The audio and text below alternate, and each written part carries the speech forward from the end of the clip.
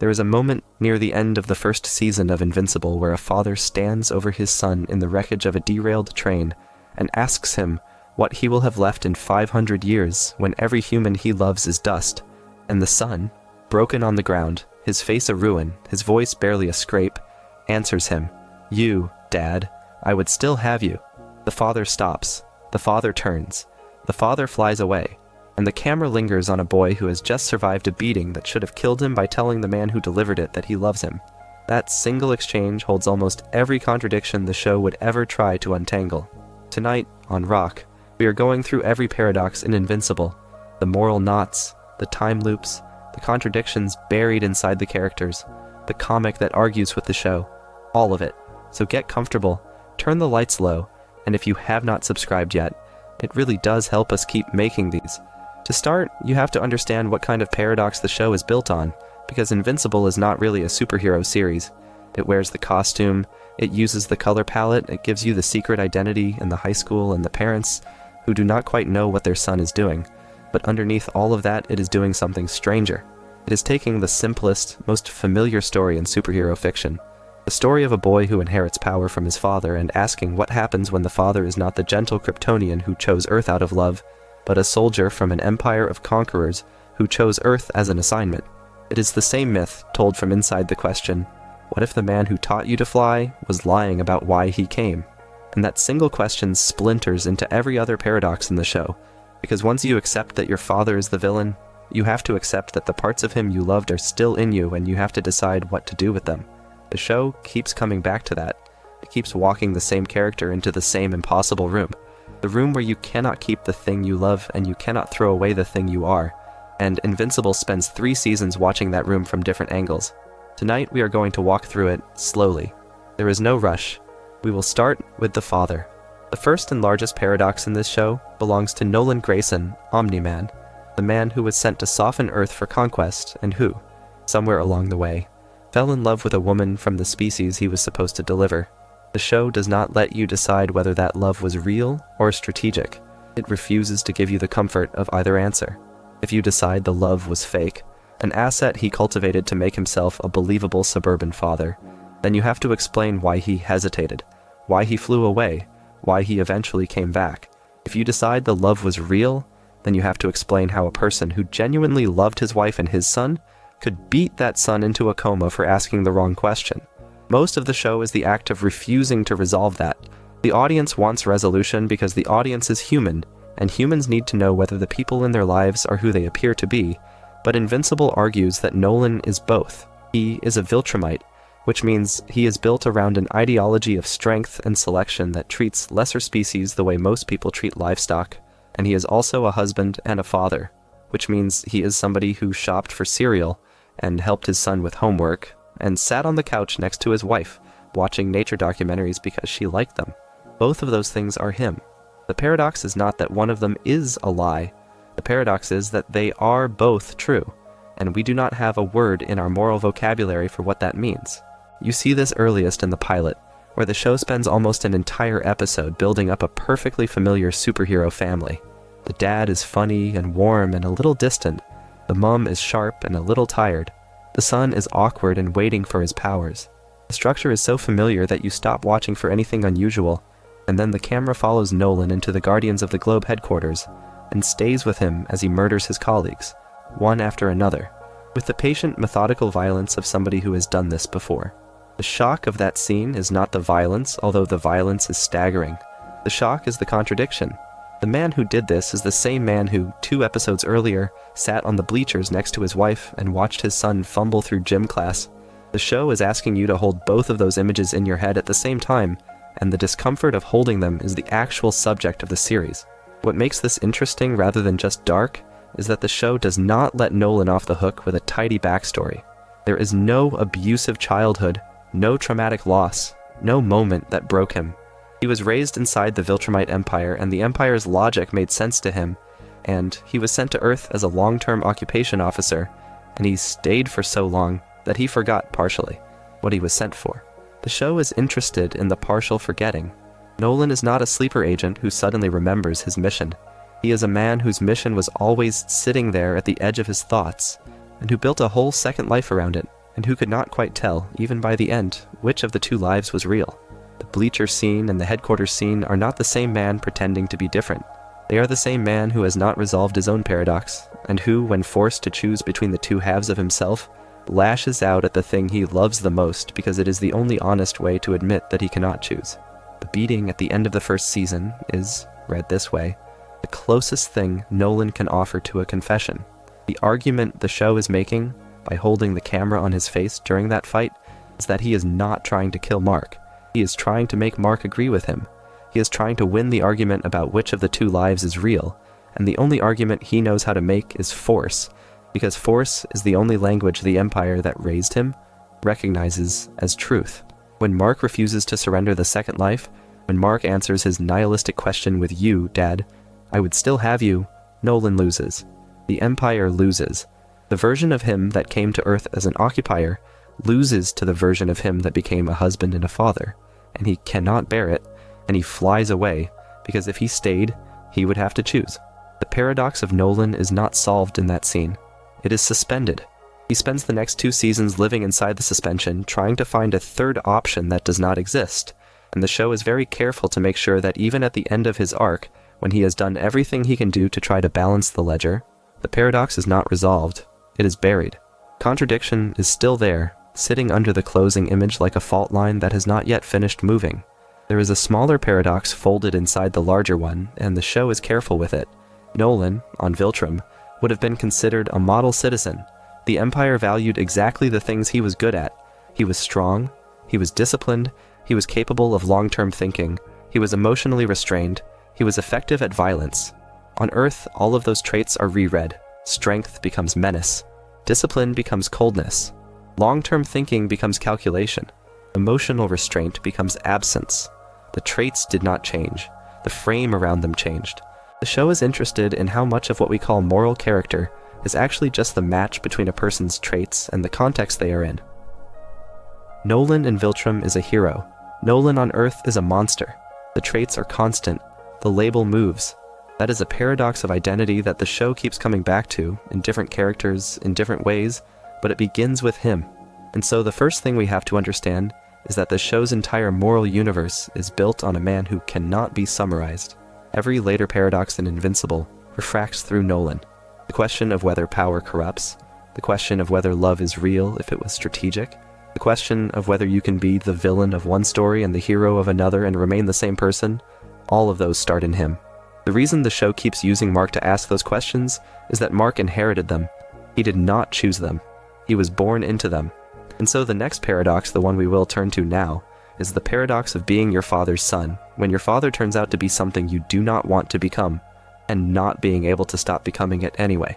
Mark Grayson carries the paradox of inheritance, and it is harder than the show is sometimes given credit for. The easy version of the story, the one the audience expects when they hit play, is that Mark will turn out to be different from his father, and the show will be about Mark being different. There will be moments where Mark almost crosses the line, and he will not cross it, and the resolution will be that he is a better man than the man who raised him, because love is stronger than blood. That is the version most superhero shows would have written, because that is the version that makes the audience feel safe, and Invincible refuses to write it. Mark is not different. Mark is the same. He has the same body, the same biology, the same Viltrumite hunger for problem solving by impact. The difference is not in what he is, the difference is in what he does, and the show is brutally honest about how thin that difference can get. Watch Mark across the first 3 seasons and you will see somebody whose decisions get harder and worse over time. In the first season, he is a sweet, slightly clueless teenager who wants to do the right thing and thinks the right thing is obvious. By the end of the first season, he has been beaten by his father, has been told that he is biologically a Viltrumite first and a Grayson second, and has had to imagine what it would feel like to outlive everyone he knew. By the second season, he is making decisions in space that he could not have imagined making a year earlier. By the third season, he is killing in ways he had previously refused to kill. The arc the show is drawing is not the arc of a boy becoming a hero. It is the arc of a boy slowly discovering that the line between him and his father is not a line of nature, but a line of behavior, and behavior erodes. Every time he chooses violence, even when he is right to choose it, the line moves. He is becoming more like Nolan, not because he secretly wanted to, but because the situations he is being put in keep narrowing the distance between what he wants to do and what he is forced to do. This is where the inheritance paradox shows up most clearly. Mark cannot escape his father by being unlike him, because the only way to fight what his father unleashed is to use the powers his father gave him. Every time he saves someone, he is using a Viltrumite body in a way a Viltrumite was bred to use it. Every time he flies through a wall, every time he splits a planet open by accident, he is performing his father. The audience wants him to find a way to be a Viltrumite without being his father, and the show keeps pointing out that this is geometrically impossible, because the body and the father are made of the same material. The only way to be a different kind of Viltrumite is to make different choices, and choices are tiny things, and they have to be made constantly, and any one of them on a hard enough day could break the wrong way. The show keeps showing you those days. It keeps lining up the situations in which Mark could choose Nolan's answer, and then watching him not choose it, by a margin that gets thinner every season. You see the contradiction most plainly in the way the show writes his fights. When Mark fights a normal opponent, the fight is choreographed for clarity. When Mark fights a Viltrumite, the fight is choreographed for cost.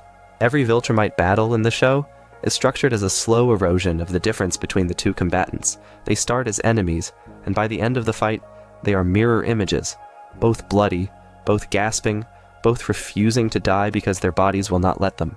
The show is using the choreography to make a point about what happens to Mark when he is forced to use his full power. The point is that there is no full power version of him that is meaningfully different from a Viltrumite. The difference is sub-millimeter. It is in the decisions he makes between punches, not in the punches themselves. The show keeps presenting the idea that the more powerful Mark gets, the harder it becomes for him to be different from his father, because every increment of power increases the temptation to solve problems the way his father solved them. There is a subtle thing the show does with Mark's voice during those fights. In the early seasons, Stephen Yeun plays him as boyish, hesitant, often funny, even when he is scared. By the third season, in certain fights, the voice drops. The phrasing tightens, the pauses get longer. He starts sounding occasionally like Nolan. Not deliberately, not as an impersonation, as an inheritance. The show is using the performance to suggest that Mark is, against his will, growing into a voice he did not pick. That is a deep thing to commit to in a superhero cartoon. Most of these shows would let the protagonist's voice stay the same as a kind of moral promise that the protagonist is staying the same. Invincible refuses. The voice changes because the man is changing, and the man is changing because the situations are changing, and the situations are changing because the world keeps demanding things of him that you cannot do without losing some of what you were. The deepest layer of the inheritance question is the one the show is most careful with, because it would be easy to mishandle. Mark is half human. His mother is human. He grew up in a human household. The show is asking, throughout, whether the human half is a counterweight to the Viltrumite half, or whether it is a smaller, weaker thing that the Viltrumite half can override at will. The show is honest about not knowing the answer. It keeps testing both possibilities. In some episodes, the human half wins. He hesitates. He negotiates. He refuses to kill. In other episodes, the Viltrumite half wins. He acts on instinct. He takes a fatal shortcut. He wakes up later having done something he cannot take back. The show is not arguing that the human half always wins, because that would be a lie, and Invincible is not interested in lying to make you feel better. The human half wins sometimes, by a margin. The honest part is that we, the audience, have to keep watching to see whether the margin holds. There is no scene in the entire show where Mark is permanently safe from his own inheritance. The risk does not retire. That is the show's argument about heroism. Heroism is not a state. It is a daily decision against a tide, and the tide does not get tired. And so when we ask what kind of man Mark is, the honest answer the show is willing to give us is that he is the man who, so far, has not chosen his father's answer. So far. The two words are doing a lot of work. The show wants you to feel them. It wants you to understand that the not yet is the entire moral of the story. That there is no final scene in which Mark is delivered from his nature. That he will have to keep choosing for the rest of his life. That the choosing is the heroism. And that the constant possibility of failure is what makes the choosing meaningful. Inheritance, then, is not solved. It is born. It is carried. It is the weight he wakes up under every morning. The show is interested in the weight. It is interested in what carrying it does to him. It is interested, especially, in how the weight gets transferred onto other people who never asked for it. His mother, his brother, the woman he loves. Which brings us to the next paradox, the question of an empire that believes it is bringing salvation. The Viltrumite Empire is the second great contradiction of the show, and it is the one most viewers underestimate because it looks at first like a straightforward fascist analog, and the show seems to be treating it that way. It is not. The show is doing something more uncomfortable. It is asking what happens when the Empire's stated justifications are partially true. Most fictional empires are evil because they want resources or land or worship, and the heroes get to oppose them on clean grounds because the Empire is lying about its motives. The Viltrumites are not lying. They genuinely believe that they have improved every civilization they have conquered. They genuinely believe that the universe is better with their rule than without. They genuinely believe that they have selected, over millennia, for the strongest possible version of a species, and that imposing that version on weaker species is mercy, because the alternative is letting weaker species die in the dark. The horror of the Empire is not that it is hypocritical. The horror is that, by the metrics the Empire uses to measure success, the Empire is correct. Crime is lower. Hunger is lower. Disease is lower. The civilizations they absorb are, on paper, more functional after absorption than before. And the show keeps making you sit with that, because it is asking a much harder question than is the Empire bad. It is asking what we owe to the parts of an evil thing that work. Nolan, when he tries to explain himself to Mark at the end of the first season, is not making the case of a man who knows he is wrong and is trying to justify it. He is making the case of a man who has examined the question and concluded that the Empire logic holds, and who cannot find a flaw in it that he is willing to act on. The show wants you to notice that his argument is hard to refute on its own terms. He says, humans live for 80 years, what is the point of that? He says, the planets that resist suffer more in resistance than the ones that accept. He says, your loyalty to humanity is an accident of where you were raised. Mark cannot rebut these arguments with logic. He rebuts them with love. You, Dad, I would still have you. The show is arguing that love is the only counter to the Empire, because the Empire logic is internally consistent and only fails when you introduce a value the Empire does not weigh. The Viltrumites do not weigh attachment. They do not weigh particular people. They weigh species and outcomes. And so the only way to break their argument is to assert the value of the particular, the value of this one person, this one face, this one voice, against the abstract measurement that says one person, more or less, does not matter against the scale of a galaxy. That is the contradiction at the heart of the Empire. It is wrong because it is too rational, and the only way to defeat it is to insist on something irrational, the value of the small thing in front of you over the large thing they are measuring. There is a subtler thread inside the Empire which the show develops more carefully in the second and third seasons. The Viltrumites, in their own histories, were not always conquerors. They selected for strength internally for so long that the species shrank. By most accounts, their numbers have dwindled drastically, to the point where they treat their own scarcity as a strategic emergency. They have gone from a thriving population to a fragile one, by following their own logic too well. The Empire's strength is built on a process of culling that has nearly culled it out of existence. The show is making, here, a small but important argument about the nature of optimization. If you optimize hard enough for any single trait, you eventually destroy the system you were optimizing, because the trait was only valuable in relation to other traits that you have now eliminated. The Viltrumites have optimized for strength so hard that they have run out of Viltrumites. They have to conquer to repopulate. They have to seed worlds with Viltrumite genetics, like Nolan was sent to do with Earth, in order to keep their species alive. The Empire is, by its own logic, dying. The thing that made them strong is now killing them. The show plants that quietly and lets you find it. The Empire existence is its own undoing, and the Empire is too proud of the logic that is undoing it to admit it. That subtler thread shows up in Nolan behavior at the end of the second season and across the third, when he begins to behave in ways the Empire would not recognize as Viltrumite. He starts caring about specific people. He starts grieving. He starts admitting in conversation that he was wrong, not in his ideology exactly, but in his accounting. He had measured his life by the Empire metrics, and he had not noticed that he had built a smaller, particular life that meant more to him than the larger abstract one. The show is careful to make this not a complete conversion. He does not become a humanist overnight. He keeps the Viltrumite habits of mind, the discipline, the long planning, the suppression of emotion in front of strangers. But he begins to suspect, in private, that the Empire metrics missed something important, and that the something is, for lack of a better word, love. The Empire coherence was so strong that he stopped checking whether the system was measuring the right things, and by the time he realized, he had already done what the Empire required him to do, and the cost was waiting for him on a planet he had taught himself somewhere along the way to think of as home.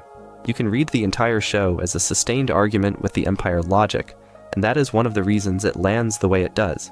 The show is not just having heroes fight villains, it is having a moral system fight another moral system, and it is granting the villainous system enough credit to make the fight real. That is a thing that superhero shows rarely do. They usually let the villain ideology be a thin disguise for greed or madness, so the hero gets to win on grounds the audience already accepts.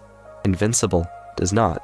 It makes you take the Empire argument seriously, and then it makes you watch the Empire fail anyway, not because the argument was wrong on its own terms, but because the argument was missing something that arguments cannot capture. The Empire, in a strange way, loses the war by winning the debate. It convinces every Viltrumite of its own correctness, including the ones who could have saved it, and it cannot recover from that convincing, because the convincing is the thing that hollowed it out. There is a scene the show keeps returning to in different forms, where a Viltrumite stands above a defeated opponent and gives a speech about strength. The speech is always slightly different and always essentially the same. It is the Empire talking through whichever mouth it has at hand. The thing that varies is whether the Viltrumite delivering the speech believes it the whole way through. Nolan in the first season believes it most of the way, and then stops believing it at the worst possible moment. Conquest in the third season believes it entirely and seems incapable of doubting it. Anissa in the second season believes it in a complicated way, with private exceptions she does not admit to. The show is using these variations to map the Empire from the inside. The Empire is not a monolith. It is a chorus of slightly different believers, each of whom has a private exception, and the exceptions are where the Empire cracks. Nolan exception was a woman he met on Earth. Conquest exception, if he has one, is hidden so deep he may not know it. Anissa exception, which we are watching the show develop, is unclear, but the show is interested in those exceptions. It is interested in what happens when a totalizing ideology meets an individual who has, for personal reasons, made a small private exception, because the small private exception is, in the end, what brings the Empire down. The argument the show is making about the Empire, in other words, is not the argument an action show usually makes. It is not, the bad guys are bad and we will beat them. It is, the bad guys believe a coherent thing. The coherent thing has a hole in it. The hole is the particular. The particular is what we will use to defeat them. That is a strange argument for a superhero show to be making. It is a more philosophical argument than the genre usually carries, and the fact that it carries it, in the middle of the punching and the gore and the color and the joke writing, is one of the reasons the show works. The Empire becomes the engine that drives the show plot, but it is also the engine that drives its themes, and the two engines are running on the same fuel, which is the question of what we owe to specific people whose existence the universe does not count. We will come back to that question many times tonight. It is one of the show organizing knots, but before we do, we have to deal with one of the most memorable images the show ever made, an image that became a meme, and which most of the meme audience never quite understood. The bus stop. The boy on the bus stop. Think, Mark, think. The bus stop scene at the end of the first season finale is, on the surface, a moment of brutality. Nolan, mid-speech, grabs Mark and slams him through a passing commuter train, then begins to beat him against city streets while the passengers, ordinary commuters on an ordinary day, are killed by the impact. The show holds on the violence longer than most shows would, and you are meant to feel uncomfortable. And you do. But the scene is doing something more layered than just shocking the audience. It is asking you to look at the cost of every superhero fight that ever happened in any other show, and to realize that the cost was always there, and the camera was always pointed away from it. That is one of the cleanest contradictions the show ever sets up. Superhero violence is depicted, in most media, as if the surrounding world is empty. The walls collapse, but nobody was in the building. The cars are hurled, but nobody was driving. The cities are flattened, but the obituaries are not written. Invincible, in this single sustained sequence, points the camera at the things the genre has always told us not to look at, and the meme, the line, the bus stop, the boy who does not understand what is happening, those are the moments where the camera lingers and asks you why you have never seen this before. The cruelty of the scene is also what makes it tender in retrospect. The boy on the bus stop is not a character we know. He has not been introduced. He has no name, no backstory, no relationship to the heroes.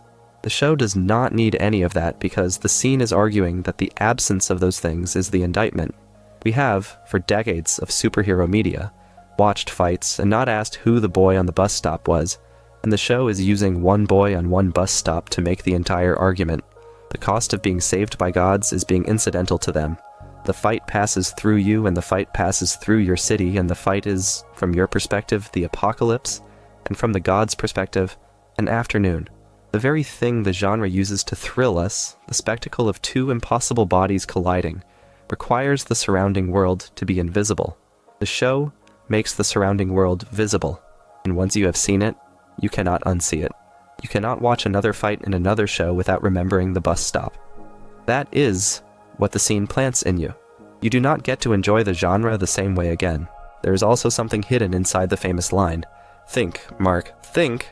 The line is, in context, Nolan trying to force Mark to accept the Viltrumite argument by sheer pressure. He is trying to make Mark see the bigger picture, the long view, the centuries, the planets. He is, in his own twisted way, attempting to teach. The irony of the line is that he is asking Mark to think, but what he wants Mark to do is stop feeling. To Nolan, thinking and feeling are opposed. The Viltrumite mind, as the show portrays it, is a mind that prioritizes calculation over attachment. To think, in the Viltrumite sense, is to ascend out of the particular and into the abstract. Mark, in that moment, refuses to ascend. He stays in the particular. The line becomes ironic in retrospect because Mark is thinking. He is just thinking with his feelings included, which is a thing the Empire does not regard as thinking at all. The argument the show is making in that single shouted line is that there are two kinds of thought, and one of them is not less rigorous than the other, but the Empire has trained itself to see only one as legitimate. The bus stop sequence is the moment Mark refuses to make that trade. Beaten, bleeding, ribs broken, brain rattled, he keeps thinking with his heart included, and that is what allows him to give the answer he gives at the end. You, Dad, I would still have you. The line lands because the bus stop has earned it. Angstrom Levy is, for many viewers, the place where the show first becomes properly strange. Before he arrives, the show has been about a teenager learning that his father is a monster and trying to figure out what to do about it. It has been a story about families, about secrets, about violence. Angstrom Levy shifts the frame. He is a man who can open portals to other dimensions, who has, in his head, accumulated the memories of every other version of himself in every other reality he has ever made contact with, and who has therefore, in a way, lived 10,000 lives. The show introduces him in the second season as somebody trying to use that knowledge for good. He wants to gather expertise from across realities to solve problems on this one. He wants to be useful. He is sincere about it. And then something goes wrong, and the same accident that gave him the expertise also gave him the trauma of being slightly killed in every reality at once. And the trauma rewrites him, and by the time the show is done with him, he is a man whose mind contains so many overlapping lives that he can barely tell which version of himself is talking at any moment. He is everyone, which makes him nobody. He has lived 10,000 lives, which means he has trouble remembering what was unique about any single one of them. He has gathered so much knowledge that he has lost the thing knowledge is for, which is to inform a single life lived from a single point of view. The show uses Angstrom Levy to ask a question it could not have asked any other way. What happens to a person when they are no longer one person? He is the answer. He is what happens. He is the warning. The show does not give him a tidy redemption arc. It does not let him heal. It lets him remain inside the contradiction, lashing out at Mark because, in some of his lives, Mark hurt him, and refusing to grant Mark the dignity of being treated as a single person because Angstrom himself has lost the ability to treat anyone as a single person, including himself. The fight that follows, when it comes, is one of the most desperate sequences in the show, because it is a fight in which one side is fighting a man, and the other side is fighting an idea, and the idea cannot be reasoned with, because the idea is wearing a face that has stopped meaning anything to it. There is a smaller knot folded inside the larger Angstrom Levy story, and it is the question of guilt across realities. Angstrom carries the guilt of things his other selves have done. He remembers, with the freshness of his own memory, every cruelty committed by any version of him in any reality. He cannot disown those acts. He committed them. They are in his head, his own. The show is asking, here, a fascinating philosophical question. If you have access to the memory of a version of yourself who did a thing, are you responsible for that thing? By every traditional standard, no. The version of you who acted did so in a context you did not share. But what if the memory is so vivid, so embodied, so first person, that you cannot tell the difference between having remembered the act and having done it? Angstrom cannot tell the difference. He spends much of his time in the show oscillating between guilt and rage about acts that, by any clean standard, he did not commit, but that, by the standard of memory, he committed many times over. There is no right answer to the question. The show is not arguing that he should be held accountable, and it is not arguing that he should be excused. It is showing you what the question feels like from the inside, and the inside is a fracture. Angstrom Levy also shows the show how it wants to handle multiverses generally, which is gingerly. Most modern superhero stories that have access to a multiverse use the multiverse to inflate stakes.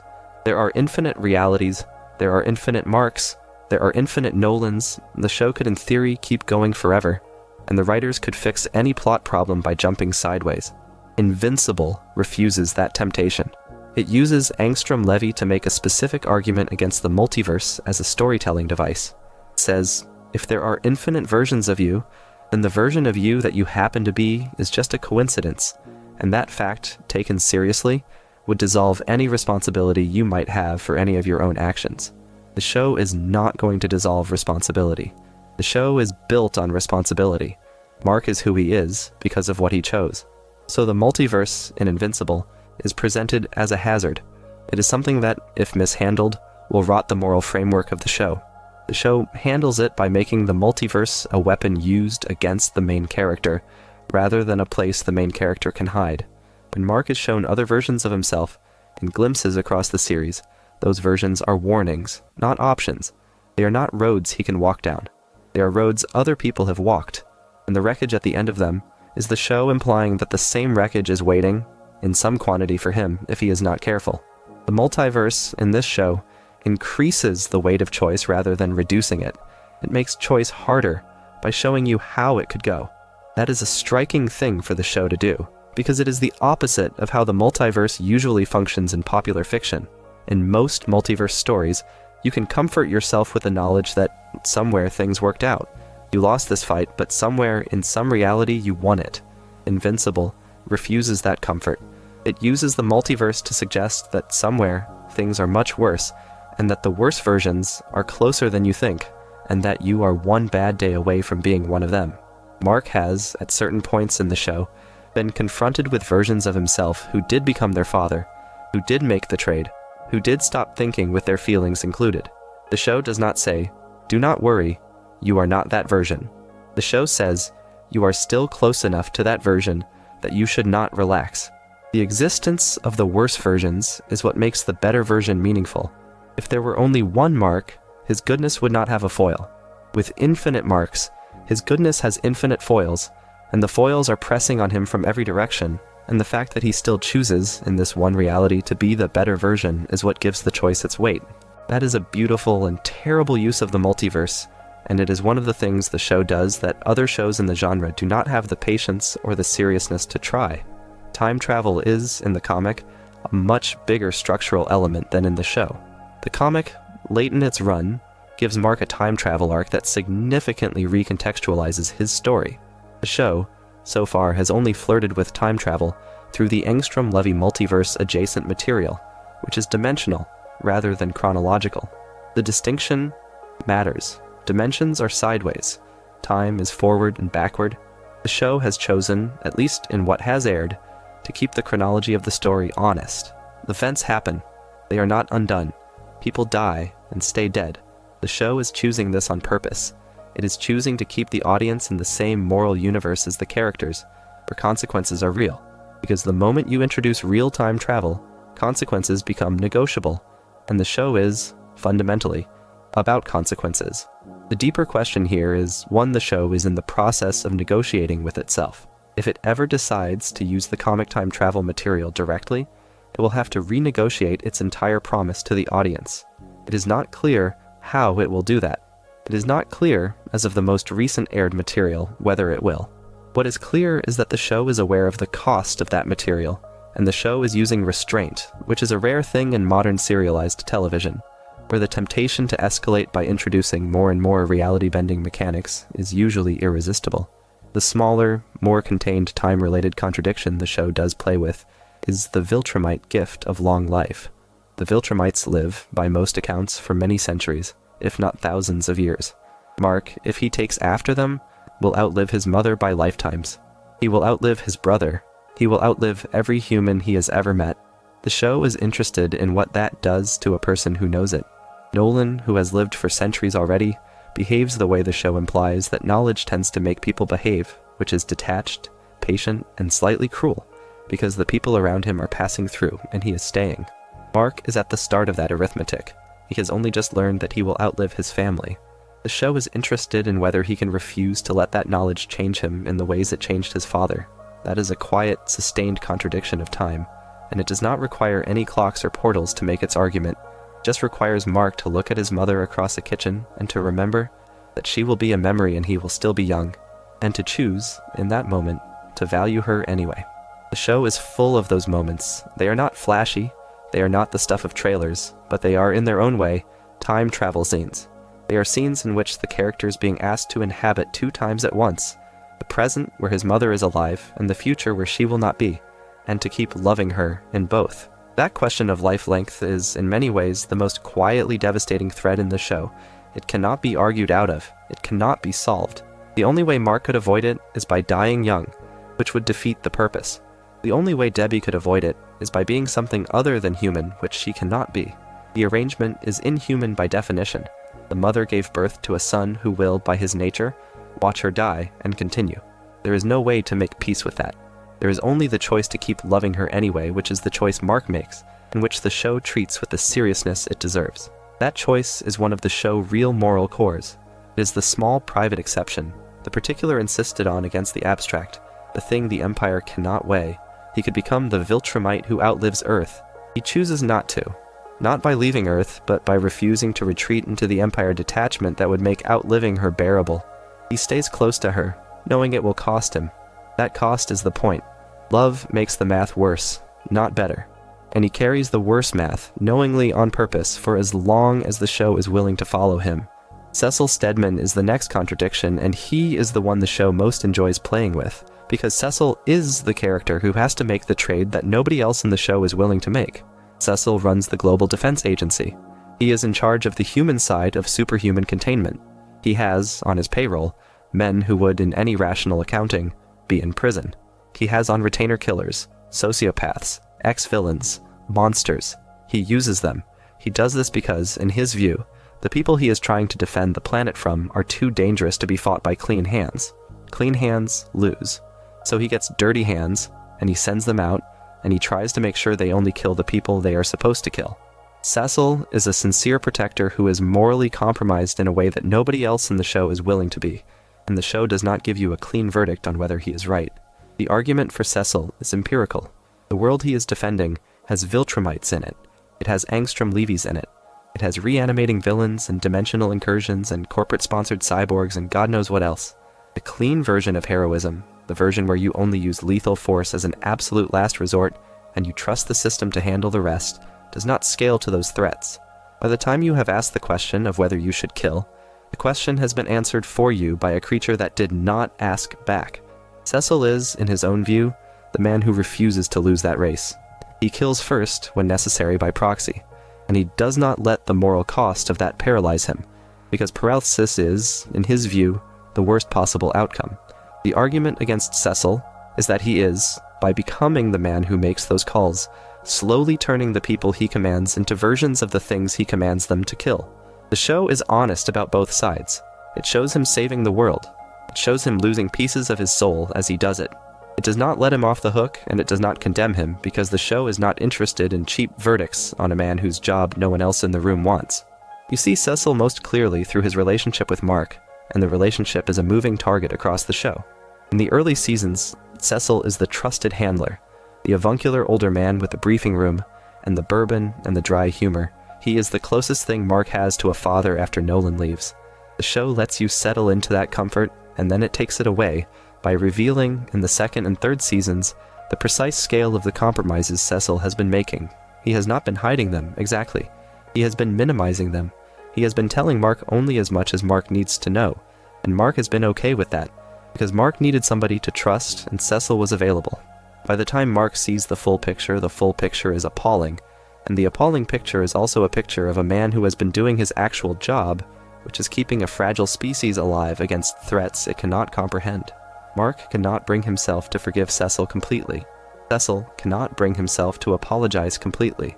The two of them remain in an uneasy, ongoing argument about what protection costs. The show does not resolve the argument. It just keeps it open because keeping it open is the truth.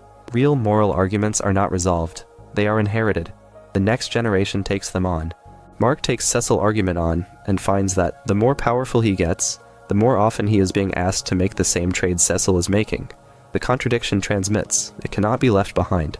There is a smaller thread inside Cecil that the show develops gently, which is the question of being the man who does this and going home at night.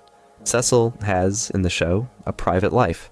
He has, in flashbacks and conversations, the memory of having been married, and that marriage having broken under the weight of what he does. He has the slight tells of a man who has not slept properly in years. He has the gallows humor of a person who needs to laugh because the alternative is not laughing. Ever, for the rest of his life. The show is not asking you to feel sorry for him, exactly. It is asking you to notice that the trade he is making has a personal cost, and that the personal cost is part of what he is willing to spend in order to keep the trade going. He is willing to lose himself to save other people. The show is, again, not romantic about that. It is not telling you it is noble. It is telling you it is happening, and that the man in the chair is, by inches, becoming the kind of man who can sit in the chair, which is not the kind of man he used to be, which is, in some sense, a slow death he is choosing on behalf of strangers. The show is interested in that slow choice. It does not let you forget that it is happening, even when Cecil himself is too busy to notice. Robot, whose true identity is Rudolph Connors in the body he eventually inhabits, is one of the strangest figures in Invincible, and the show handles him with more delicacy than you might expect. Robot, in the early seasons, is presented as a teammate, a competent, slightly cold strategic mind in a metal body.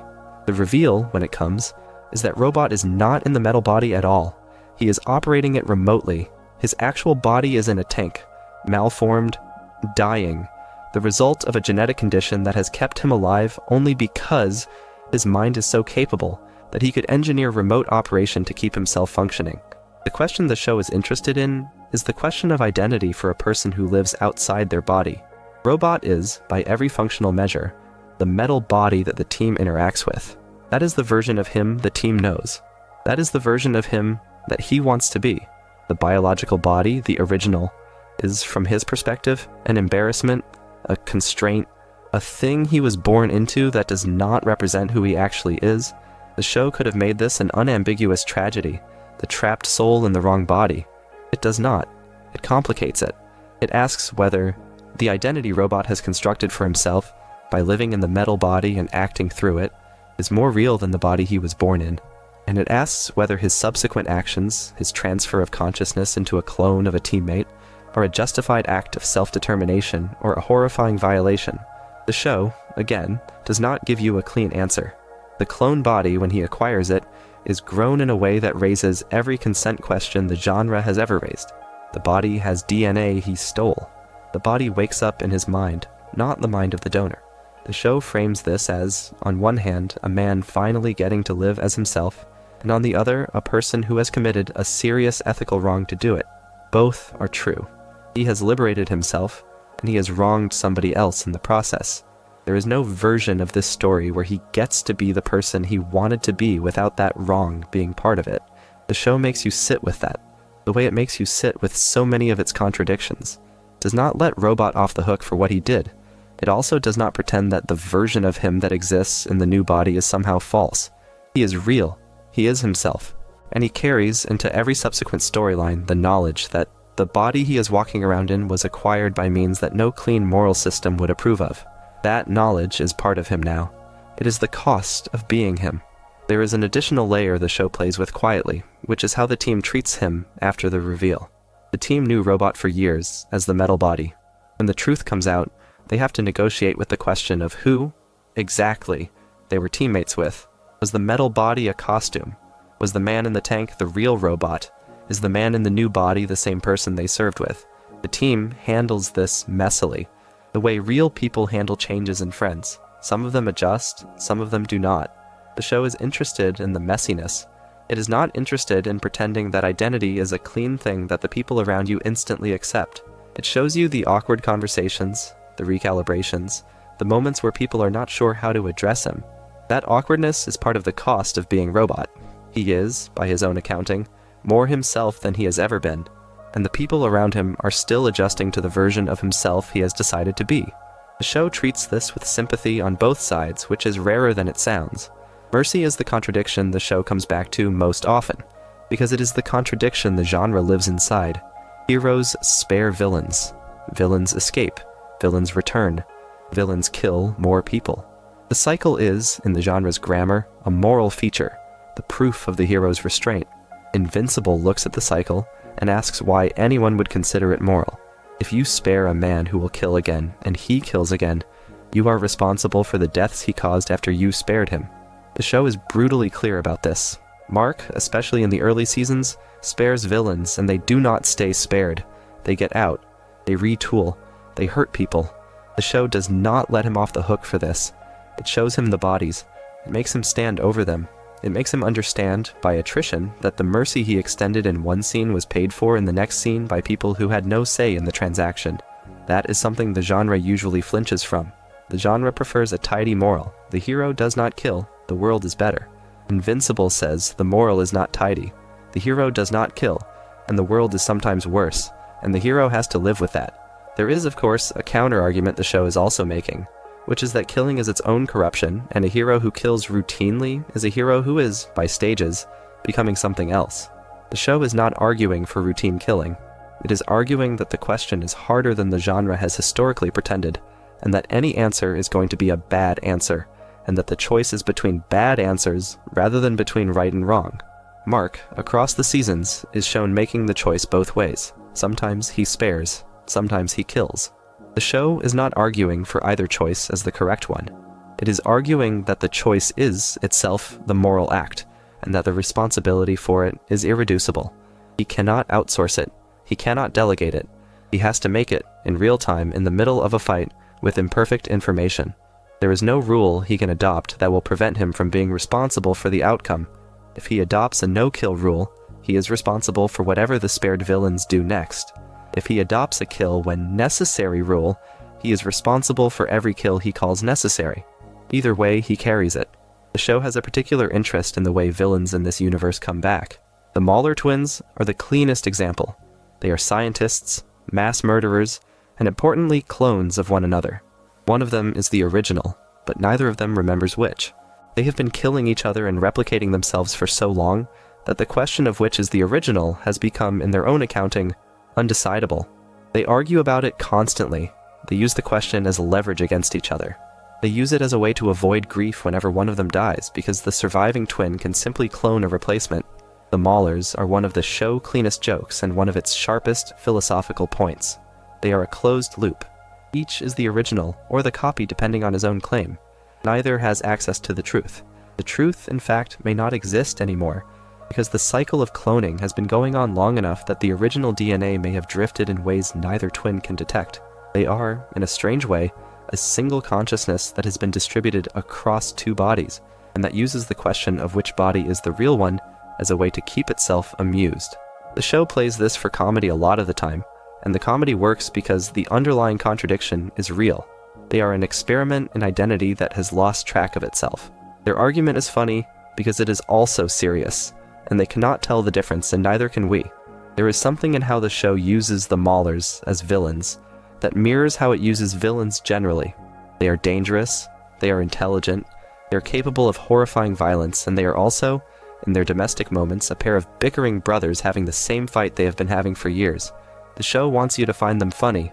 It wants you to be charmed, slightly, by their dynamic, and then it wants you to remember, after charming you, that they have killed many people and will kill many more. The show plays this game with several characters. It is willing to let you find a villain entertaining. It is not willing to let you forget what they did. The mercy question, when it applies to the Maulers, has a specific shape. They have been captured and released and captured again multiple times. Every release has cost lives. Every capture has been treated as a victory. The show is letting you see over time that the pattern is the problem, not any individual decision within it. The system itself, the system in which the maulers exist and the heroes contain them, and the containment fails, is generating the cost. Nobody inside the system can break the system, because each individual decision feels like the right one when it is made. The show is asking very quietly whether the system needs to change. It does not give you an answer. It just shows you, over and over, that the system is generating bodies, and that the bodies are not arguments against the system, because the system has not been challenged on the level it would need to be challenged on for the bodies to count as evidence. That is the larger version of the mercy question, and it underwrites most of the show's villain plotting. The villains the show spends time on are villains who have been captured before and will be captured again. The show is interested in how that cycle wears people down. The heroes get tired. The world gets tired. The villains, in some cases, get tired. The cycle keeps going because nobody has the authority to end it, and nobody has the imagination to break it, and so it persists, generating slow attrition on everyone involved. Cecil, who is the closest thing to an authority figure in the universe, has chosen to break the cycle by selectively allowing some villains to be killed, often by his deniable operatives. The show is interested in whether that is a real solution or a sophisticated form of denial. It is, again, a real moral argument, presented with both sides, and not resolved. Alan the alien is one of the show's happiest characters and one of its sneakier figures. He is a champion, sent across the universe by an organization called the Coalition of Planets, to be a kind of one-being army against the Viltrumite Empire. He is loud, he is friendly, he is sincerely fond of Mark in a way that becomes, over the seasons, one of the show's warmest relationships. In his role, he is supposed to be the equal and opposite of a Viltrumite, but he is built more like a Viltrumite than the Coalition would like to admit. He is bred for power, like they are. He is the strongest of his species, by design. He has been kept strong because the Coalition needs him to be. He is, in a structural sense, the Coalition's Viltrumite, the experiment the Coalition is running, in case the Viltrumites are right that strength is the only currency that matters. Alan does not see himself this way. He sees himself as a guy who got lucky and now has a job to do. The show lets the structural mirror sit in the background, never quite making him face it directly because the show is interested in what it means to be the Empire's mirror image without becoming the Empire. Alan, by being a goofy and decent friend to Mark, is the show argument that strength does not have to corrupt. He is the counterexample the Viltrumites would have to explain away. The show does not let him explain himself in those terms. He just lives, friend by friend, and the lived life is the argument. The show is also slyly using Alan to explore what it means to be conscripted into an ideological war. He is fighting the Viltrumites because the Coalition needs him to. He has not personally been wronged by a Viltrumite when he begins. He has signed onto a project that requires him to commit acts of violence on behalf of an organization whose larger goals he has not necessarily examined. He could, if he were a different kind of character, become a kind of mercenary, a believer in the cause whose belief is mostly inherited from the cause itself. The show does not let him drift in that direction, but it shows you the road. It shows you that the road is available. By the time he and Mark have had several long conversations across the series, Alan has come to believe in the war for his own reasons, but the show has been careful to mark that those reasons are personal, not structural, and that the moment he loses access to those reasons, the war would become harder for him to fight. The show treats this with restraint. The fighter for a good cause might be fighting the cause for the wrong reasons. Good cause does not police the reasons. The reasons matter anyway for what they do to the fighter. Adam Eve, Samantha Eve Wilkins, is the character the show treats with the most quiet seriousness. Eve is, in terms of raw power, possibly the most powerful character in the show. She can rearrange matter at the molecular level. She can heal. She can grow food. She can build structures. She can, in principle, end hunger on Earth in a long weekend, if she chose to. The show has, in particular episodes, shown her trying to do exactly that, leaving the team to live in the woods and feed people who would not be fed otherwise. Eve carries a power so total that it overwhelms its own ethics. If you can fix every problem, you are responsible for every problem you do not fix. If you can feed every hungry child who goes unfed is on your ledger. The math is unlivable. Eve has tried to live inside it, and the show has been honest about how that effort wears her down. She cannot fix everything. The need is too vast. The grief of not being able to fix everything is heavier than the joy of fixing some of it. The show is interested in what that grief does to a person. There is also a constraint built into Eve's power that the show treats with patience. Her power has a limit she discovered late, which is that she struggles in particular ways with organic matter, or at least she has a particular friction working with organic systems. The show uses this constraint to ask whether her power, if it had no limits, would have made her into something other than a person. The constraint is, in a strange way, what allows her to remain herself. If she could fix anything, she would have to try to fix everything, and the trying would dissolve her. The constraint keeps her bounded enough to live a life. Limits make personhood possible. A person who could do everything would have to do everything, and the everything would consume them. The show lets you sit with this idea without spelling it out. It just shows you Eve, exhausted, trying to do as much as she can within the constraints she has, and being grateful in some quiet way that the constraints exist, because without them she would owe more than any one person could ever owe. Eve and Mark, which the show develops carefully across the series, is its own little knot. They are friends who are sometimes more than friends and sometimes not, and the negotiation of that relationship across the seasons is one of the show's steadiest emotional through lines. They are in many ways the most compatible characters in the cast, and yet the timing of their compatibility keeps being wrong. They are not available at the same times. They are not in love at the same times. They are not free at the same times. The show could have rushed them together. It does not. It lets them grow at the speed of their actual lives, which means there are long periods where they are not together, and the show treats those periods with the seriousness of a friendship that survives the absence. The timing problem, which would in another show be a frustration, is, in Invincible, the engine of one of the show's most adult relationships. They become friends partly by failing to become more than friends at the wrong moments, and the friendship is, in the end, what carries them. The show is patient with this. It does not punish either of them for the timing. It treats them as people whose lives are happening, and whose feelings are real, but constrained by circumstance. That patience is rare in genre fiction, and it is part of why the relationship lands. Conquest, the third season antagonist, is one of the show's coldest figures. Conquest is a Viltrumite who has lived long enough to find combat tedious. He has fought too many fights. He has won too many of them. He is looking, at this point in his career, for a fight that will be hard enough to feel like something. He encounters Mark on Earth, and the fight becomes that fight. And the fight is, in the show telling of it, one of the most punishing sequences of violence in the entire series. Conquest is excited to fight Mark because Mark might give him an experience worth having, and the experience he is hoping to have is, from any sane perspective, monstrous. He is hoping for difficulty. He is hoping for pain. He is hoping for the satisfaction of having had to try. To get that satisfaction, he has to nearly kill Mark, has to nearly kill the people around Mark, has to take pleasure in a kind of suffering that the show is careful to depict as horrifying. Conquest is one of the show's clearest portraits of what the Empire produces when it is left to age inside itself. He is a Viltrumite who has had no other lives, no Earth, no Debbie, no Mark. He is the Empire pure, and the Empire pure, the show argues, is not a coherent ideology anymore. It is a man for whom violence is the only remaining language and who is bored even of that. He is a warning about what Nolan could have become, and almost did. He is what waits, in the long centuries, for any Viltrumite who does not develop a private exception. The fight with Conquest is also the show's clearest demonstration of inheritance in action. Mark, in that fight, has to fight the way a Viltrumite fights, because no other way of fighting will work.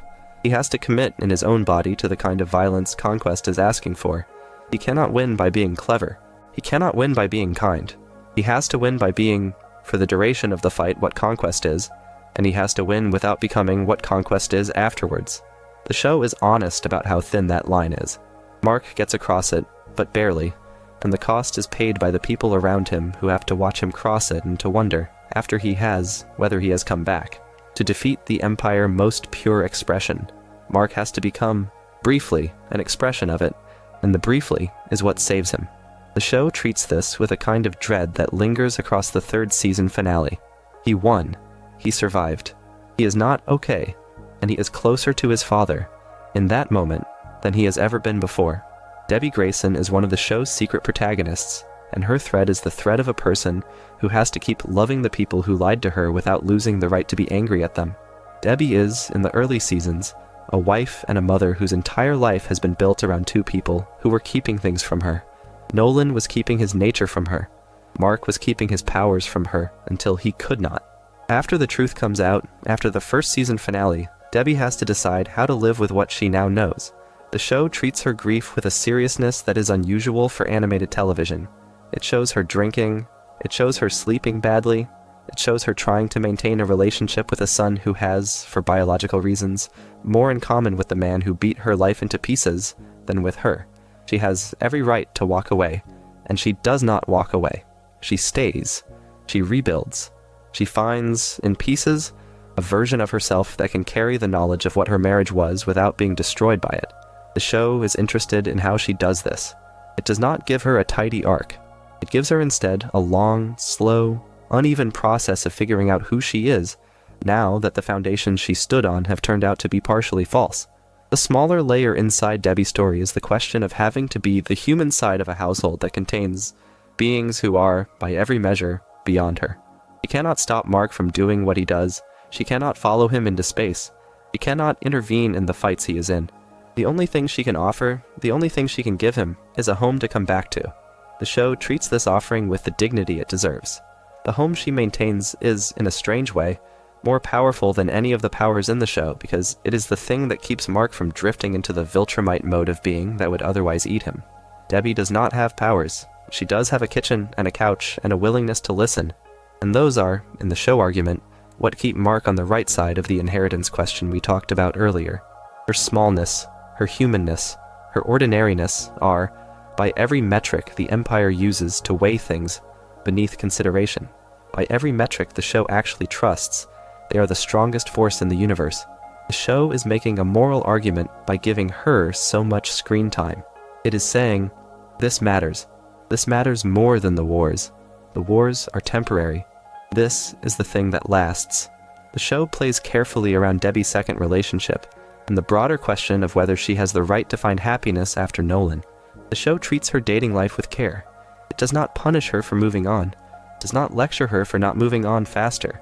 It lets her negotiate, on her own time, the question of what loyalty she owes to a man who betrayed her on every possible level and whom she partially still loves. She has every reason to hate him completely and is unable to. The show does not treat that inability as a flaw. It treats it as a reality. Love does not retract on command. The feelings that build over a marriage do not become available for clean disposal just because the marriage turned out to be a lie. Debbie has to live with the remnant feelings. She has to manage them. She has to decide, day by day, what to let them shape and what not to. The show is honest about how exhausting that is. And it is honest about how, even with the exhaustion, she finds, in pieces, a kind of life that is hers. Being a survivor of a cosmic betrayal does not end the story. It begins a slower, more domestic story about whether you can build a life on the rubble. Debbie's story is that story. The show and the comic are in a relationship. The show is, in real time, negotiating with its audience. The comic of Invincible, by Robert Kirkman with art by Cory Walker and Ryan Ottley, ran for about 15 years, finishing in 2018, and reached by its end a place very different from where the show currently is. There are storylines in the comic that have not yet appeared in the show. There are characters in the comic who have appeared in the show in altered form, with different motivations or different fates. There are events in the comic that the show has rearranged for pacing or for emotional emphasis. The show is, in other words, an adaptation, and the adaptation has its own life. There are two versions of the story, and they are both true to themselves, and they disagree, and neither is the wrong version. They are different versions for different mediums, and the people who experience both have to make peace with the disagreement. The show is careful, in its writing, to leave room for that peace. It does not slavishly recreate the comic. It also does not throw the comic away. It treats the comic as a kind of weather system that shapes the climate of the show without dictating any individual scene. The audience who comes to the show without having read the comic has the experience of a self-contained story, with the events occurring as the show presents them. The audience who has read the comic has the experience of watching the same story refracted, with familiar elements appearing in unfamiliar arrangements, and unfamiliar elements added that did not exist in the comic. These are, in a strange way, two different shows, and they are also the same show depending on who is watching. The show writers have to please both audiences without writing two different shows, which is, in practice, an impossible task that they manage by holding to the spirit of the comic while letting the letter of it move. There is a smaller wrinkle inside this larger negotiation, which is comic fans who know what is going to happen and watch the show waiting for it. The show is in the position of having to dramatize events that, for a significant portion of its audience, are not surprises. It has to make those events surprising anyway, by changing the angle of approach, by rearranging the order, by recasting the emotional weight. This is harder than it sounds. Many adaptations have failed at this task. Invincible has, by most accounts, succeeded at it most of the time. It succeeds by trusting that the comic readers will be moved not by the surprise, but by the variation. A scene that they have already read becomes a scene they are watching for the first time in motion, with voice, with score, with the weight of the show world built around it. The comic gave you the line. The show gives you the way the line is said. Those are different gifts. The same words mean different things in different mediums, and the show is interested in what the words mean here in this medium, with these voices, with this weight. The show is also using the comic, indirectly as a permission slip. The comic established that this story is willing to go to dark places. The show, by adapting it, signals to the audience that it is going to go to those places too. The first season finale, the bus stop sequence we discussed, lands in part because the comic readers knew it was coming, and the non-comic readers had been prepared, by the show building tension, to receive something. The source material both spoils the show and prepares the audience for it, and the show has to use the preparation while still surprising. That is a tightrope. The show has, in the main, walked it. There are scenes where the show deviates from the comic in ways that have been controversial within the fan base. There are scenes where the show follows the comic precisely and is praised for the fidelity. The audience does not agree among itself about which approach is better. The show treats the disagreement as a feature, not a bug. It allows the show to take chances. It allows the comic readers to feel that they are watching something new, even when they are watching something they have technically already read. Power is one of the show's oldest and most quietly devastating contradictions. Mark, across the seasons, gets stronger. He starts the show as a boy who can barely fly. He ends, in the most recent aired material, as one of the more powerful beings on the planet. As he gets stronger, the size of the problems that fall to him gets larger, and the size of his social world gets smaller. The fights move further from Earth. The threats move beyond the human scale. The friends he had at the start of the show, his school friends, his neighbors, the people he used to grab pizza with, become harder to spend time with because his life has scaled past theirs. He is, by stages, losing the social texture that made his life livable, and gaining, in exchange, the responsibility for events that no one's social texture could prepare him for. Power isolates, even when it is used for good. The stronger you get, the further away you are from the people you got strong to protect. You see this most clearly in the conversations Mark has with his school friends across the seasons, and the way those conversations become increasingly awkward as the show proceeds. He cannot tell them what he has been doing. They cannot understand even the partial version he can give. He has not been at school. He has not been at the parties. He has been in space, or in another dimension, or being beaten into the floor by his father. There is no version of his life that he can share with them honestly without sounding insane. So he does not share it. He keeps it. And keeping it makes the conversation smaller. The show is interested in the smallness. It is interested in what it costs Mark to keep up the pretense that he is still the boy his friends knew. He is not. He cannot be. He is performing a role for them that, every season, becomes harder to perform, and the performance is its own kind of loneliness. The show is also interested in how Mark relates to his romantic partner across the seasons. There is a long arc with Amber Bennett, his early girlfriend, which is, in the show telling, a quiet tragedy of two people trying to maintain a relationship across an asymmetry that cannot be maintained. The asymmetry is not Amber's fault. The asymmetry is that Mark's life is increasingly not available to her. He cannot show up. He cannot be present. He cannot share what he is doing. He can offer her at best the pieces of him that are not on duty, and the pieces that are not on duty are smaller every month. The show is honest about how this ends. It ends, eventually, with the recognition that the relationship has been impossible from a structural standpoint, regardless of how much affection there is between them. Affection is not enough. The structure has to support it, and the structure of a hero life does not support a normal partnership. The show does not romanticize this. It treats it as a loss. It treats the loss as real. And it lets Mark carry the loss across the seasons because the loss is part of what makes him who he is. Forgiveness arrives with Nolan attempted return. By the end of the second season, after a long arc in space, Nolan reappears, and he is not the man who left. He has changed, partially in ways that the show is careful not to oversell. He is not redeemed. He is, at best, in a state of partial remorse, willing to admit in private conversation that he did wrong, willing to be asked to make amends. The trouble with forgiveness, when it is offered or considered, is that the people he wronged did not get a vote on whether he gets to come back. People he killed are dead. People he traumatized are still traumatized. He cannot fix any of it. He can only show up and offer himself, and ask whether there is any way for him to be useful now. And the question is structurally impossible to answer cleanly, because there is no clean answer to whether a man who did what he did gets to participate in the lives of the people he hurt. The show makes Mark face this question, and it makes Debbie face it, and it makes them face it differently. Mark, in the show telling, is willing to consider the possibility of his father in his life, because Mark is, for biological and emotional reasons, attached to his father in ways that cannot be easily untangled. Debbie is harder to convince. She has more reason to be harder. The show treats their different positions with the seriousness they deserve. It does not push them toward a forced reconciliation. It lets them work through it at their own paces, and it lets them disagree about what is possible. Forgiveness, the show argues, is not a thing that can be resolved by the offender. It has to be carried by the victims, and they have to decide, on their own terms, what they are able to give and what they are not able to give. Nolan does not get to demand forgiveness. He does not get to expect it. He gets to show up, and to be useful where he can, and to accept whatever the people he hurt are able to offer, and to live with the rest. There is a darker reading of forgiveness the show is playing with, which is whether allowing Nolan back into the family is, in some way, a moral failure on the part of the family. Some viewers feel this. They feel that Mark, by being willing to engage with his father, is letting his father off the hook. The show is aware of this view. It does not condemn it. It also does not adopt it.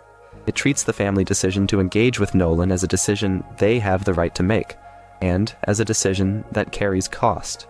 Cost is that other people, looking at the family, will judge them for it. The benefit is that the family gets to have whatever portion of Nolan is salvageable. The trade is real, and the show does not pretend that one side of it is obviously correct. It just shows the family making the trade, day by day, scene by scene, and living with the consequences. The coalition of planets sits at the center of another contradiction, the contradiction of an alliance whose members have less in common with each other than they do with their shared enemy. The coalition is an alliance of species opposed to the Viltrumite Empire. They are united by what they oppose, not by what they share. Their species are wildly different. Their cultures are wildly different. Their interests, on a non-Viltrumite day, would diverge significantly. The show is interested in what happens when an alliance built on a single shared enemy has to do anything other than fight that enemy. In the absence of the Viltrumites, the coalition would dissolve, because there is nothing else holding it together. The Viltrumites are, in a strange way, the precondition for the coalition existence. Coalition needs the Empire to be against in order to be at all. The opposition gives the opposition shape, and without the opposition would not know what it was. The show plays with this through Alan, who is one of the coalition most visible representatives, and who occasionally encounters the political dimension of the alliance he is fighting for. There are moments in the show, particularly later in his arc, where Alan comes to understand that the coalition is, in some respects, doing the same kind of long-term planning that the Viltrumites do, and that he is, in some respects, the coalition equivalent of a Viltrumite specialist. The war against the Empire requires the Alliance to become, in some structural ways, similar to the Empire it is fighting. The show is careful with this. It does not let Alan become a Viltrumite. It does let him notice the resemblance. The noticing is the moment that gives him a moral dimension he might otherwise have lacked.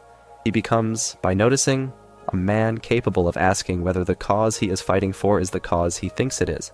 That question is a small private exception of his own, and it is the kind of exception the show keeps planting in characters across the seasons, because the exceptions are the thing the show is built on. A legacy is a name. Invincible, as a name, is a name Mark inherited from his father, who used it, and from a series of others in the comic universe who used it before him. The name has, in the show telling, a particular meaning. It is what Mark calls himself in costume. It is the public face of his work. The name is also a lie. Mark is not invincible. He is closer to invincible than most people. He is not invincible. He has, in the show, been beaten near to death several times.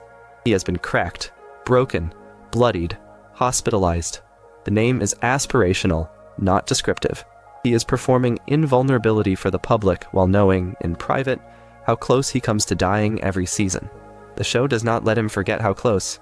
It keeps showing you the cost of his job in the form of his own injuries, his own fear, his own moments of being not sure he will survive the next minute. He is called Invincible. He is not invincible. The gap between the name and the truth is the gap the show wants you to keep aware of, because the gap is the point.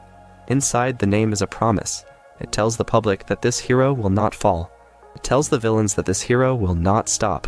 It tells the people he protects that they are safe with him. None of those promises are entirely true. He will fall. He has fallen. He has stopped at moments because the cost of continuing was more than he could pay. He cannot guarantee anyone's safety because he is one being against a universe full of threats, and the threats outnumber him. The name asks more of him than he can deliver. He delivers as much as he can. By trying to live up to the name, he often hurts himself more than the threats hurt him, because the name is what keeps him from quitting, even when quitting would be the rational choice. The name is a chain he chose. He could put it down. He has not. The show treats his choice not to put it down with the gravity it deserves. It is the choice that makes the show possible. Without the choice, there is no Invincible. There is just Mark Grayson, a boy with powers who could, if he wanted to, go to college and forget about all of this. He does not go. He stays. The staying is the contradiction, and the staying is the heroism. Survival is one of the heaviest things the show asks Mark to carry. By the third season, he has lost a lot of people. He has lost teammates, mentors, friends, civilians he tried to save. Some of those losses were direct, some were collateral. Some were people he barely knew. The aggregate, by the time the show has gone on long enough, is a weight he carries that the show is honest about. He has survivors' guilt. The guilt is rational. He did survive. They did not. He could in many cases have done something differently, and the something differently might have changed the outcome he cannot know. He has to live with the not knowing. Survival is a kind of accusation, leveled by the absence of the others, and the only way to answer the accusation is to keep going, and the keeping going is, itself, a kind of failure to honor the people you lost, because the keeping going requires you to put the loss down for periods of time in order to function. There is no way to win this. The question is unanswerable. The show does not try to answer it. It lets Mark sit with it. It lets him visit graves. It lets him have bad nights. It lets the loss inform his decisions without becoming the entirety of his identity. The handling is delicate, and the show handles it as delicately as the genre allows. There is a smaller layer folded inside survival, which is the question of public mourning. Mark, as Invincible, has to keep showing up. He has to keep saving people. He cannot, in the middle of a crisis, stop and grieve, because the crisis does not care about his grief. He has to defer the grief, and defer it, and defer it, and the deferred grief accumulates somewhere in him until it comes out in private moments, or in fights that take longer than they should because he is angry, or in conversations with his mother that go off the rails for reasons that have nothing to do with what they were ostensibly about. The show is interested in how grief, when it cannot be expressed in real time, finds other expressions. He cannot afford to grieve, and he cannot afford not to grieve, and the only solution available to him is the imperfect one of grieving in pieces, in stolen moments, in the wrong rooms at the wrong times, while continuing to do the job that does not give him permission to stop. The show treats this with sympathy. It does not punish him for the imperfect grieving. It just shows you, scene by scene, that the grieving is happening, and that it is not enough, and that nothing would be enough, and that he is doing the best he can with what he has. The show is, simultaneously, a love letter to and an indictment of the genre it belongs to. Invincible loves superheroes. It is reverent about them. It treats its heroes with affection. It treats its villains in moments with affection. It plays the genre conventions with full knowledge of them. It is also, simultaneously, an argument against many of those conventions. It argues against the bloodless violence. It argues against the easy mercy. It argues against the disposable civilians. It argues against the recurring villain who comes back unscathed. It loves what it is arguing against, and it argues against what it loves, and the loving and the arguing are happening at the same time, in the same scenes, often in the same lines of dialogue. The show is, by its own confession, deeply attached to the thing it is trying to reform. It does not want to throw out the genre. It wants the genre to be better, more honest, more accountable. It It wants the genre to look at the bus stop. It wants the genre to feel the cost. And it makes its argument from inside the genre, which is the only place the argument can land. Because an argument made from outside the genre would not have the leverage to move it. Invincible loves the genre enough to be hard on it. That is the contradiction at the heart of the show relationship to its own form, and it is what makes the show, in the end, more than just a clever subversion. It is a serious work, made by people who love the thing they are interrogating, and the love is what makes the interrogation worth taking seriously. The Immortal is one of the show's longest-standing supporting characters, and his thread is the thread of a man who has had so much time that time has become an enemy. The Immortal, in the show telling, is a being who has lived for thousands of years on Earth, who fought in wars whose names are barely remembered, who has had relationships that lasted lifetimes and ended badly, who has accumulated, by attrition, the kind of weight that a person who cannot die accumulates. He is, by the events of the first season, killed by Nolan and then resurrected, and the resurrection itself becomes a contradiction he has to negotiate.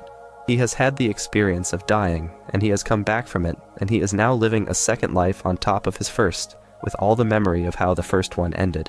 The show is interested in how that experience changes him. He becomes, by stages, more cautious, more angry, more unwilling to trust the friendly version of the world that he had once been able to trust. Death has shown him what is on the other side of his own composure, and he cannot fully return to the composure after seeing it. Through the Immortal, the show argues that the cost of not dying is the slow accumulation of every loss you survive. Every person he has loved is dead. Every cause he has fought for is, in some form, either won and forgotten or lost and forgotten. He is the last witness to most of his own life. There is no one alive who remembers what he remembers. He has no peers in the experience he has accumulated. The show is asking, through him, what it would do to a person to be that singular. The answer the show offers is that it makes him lonely in a way that cannot be cured by company, because the company does not share the memories that the loneliness is built on. He has to befriend people who will be friends for, at most, 80 years. And he has to do this knowing that the friendship will end with their death, and he has to make the friendship anyway, because the alternative is no friendship, and no friendship would, in the long term, be even worse. He is a man who has chosen to keep loving people he will outlive, on the same terms that Mark is choosing it. The Immortal is, in this way, a preview of what Mark might become. There is something smaller the show develops with the Immortal, which is his relationship with Duplicate, a character whose power is the ability to make duplicates of herself. The Immortal and Kate, over the course of the show, develop a relationship that is, in its own quiet way, one of the show's most poignant emotional through lines. Kate is mortal. The Immortal knows it. He has had this relationship before, with other mortal partners, and he has watched them age and die. He is, by the time he is with Kate, more guarded about love than he was when he was younger. He is also, despite the guarding, willing to try again, because the trying is what life is, and a life without trying is, in his accounting, not a life. The relationship is doomed by arithmetic, and the relationship is still worth having. The arithmetic does not invalidate the affection. The affection is real. The doom is also real. Both are true. He carries both, the way the show keeps asking its characters to carry contradictions, and the carrying is the thing that gives him weight. Duplicate herself has a quiet thread the show plays with. Her power is to make copies of herself. The copies are, by every test, identical to her. They are her. They share her memories. They share her habits. They share her opinions. They are, however, separate bodies, and any one of them can die while the others continue. The show is interested in the question of which of them is the real Kate. The answer the show offers is that all of them are. There is no original. There is only Kate, distributed across multiple bodies, and any one of those bodies dying is a death of Kate, even if other Kates survive. She is, in a strange way, multiply present and multiply mortal. You cannot lose any of her copies without losing a portion of herself. She also cannot stop making copies because the copies are how her power works. Every time she splits, she creates more of herself, and every time she loses a split, she loses some of herself. And the math of being her is, over time, a slow attrition of the self even when the self is, by raw count, increasing. The show plays this for both comedy and tragedy, and it lets the tragedy land harder in the later seasons, when the cost of her multiplicity becomes more visible. Monster Girl carries a contradiction of her own. The contradiction of a young woman who, when she uses her power, becomes a hulking, dangerous creature and who, every time she does this, ages backwards. The deal of her power is that the transformation, when used heavily, regresses her actual age. She is, chronologically, a young woman. She has, in the show world, the actual adult experience and adult mind of someone older than she looks. She is trapped, by the cost of her own power, in a body that does not match her mind. And the gap is widening every time she uses her power because every use ages her down.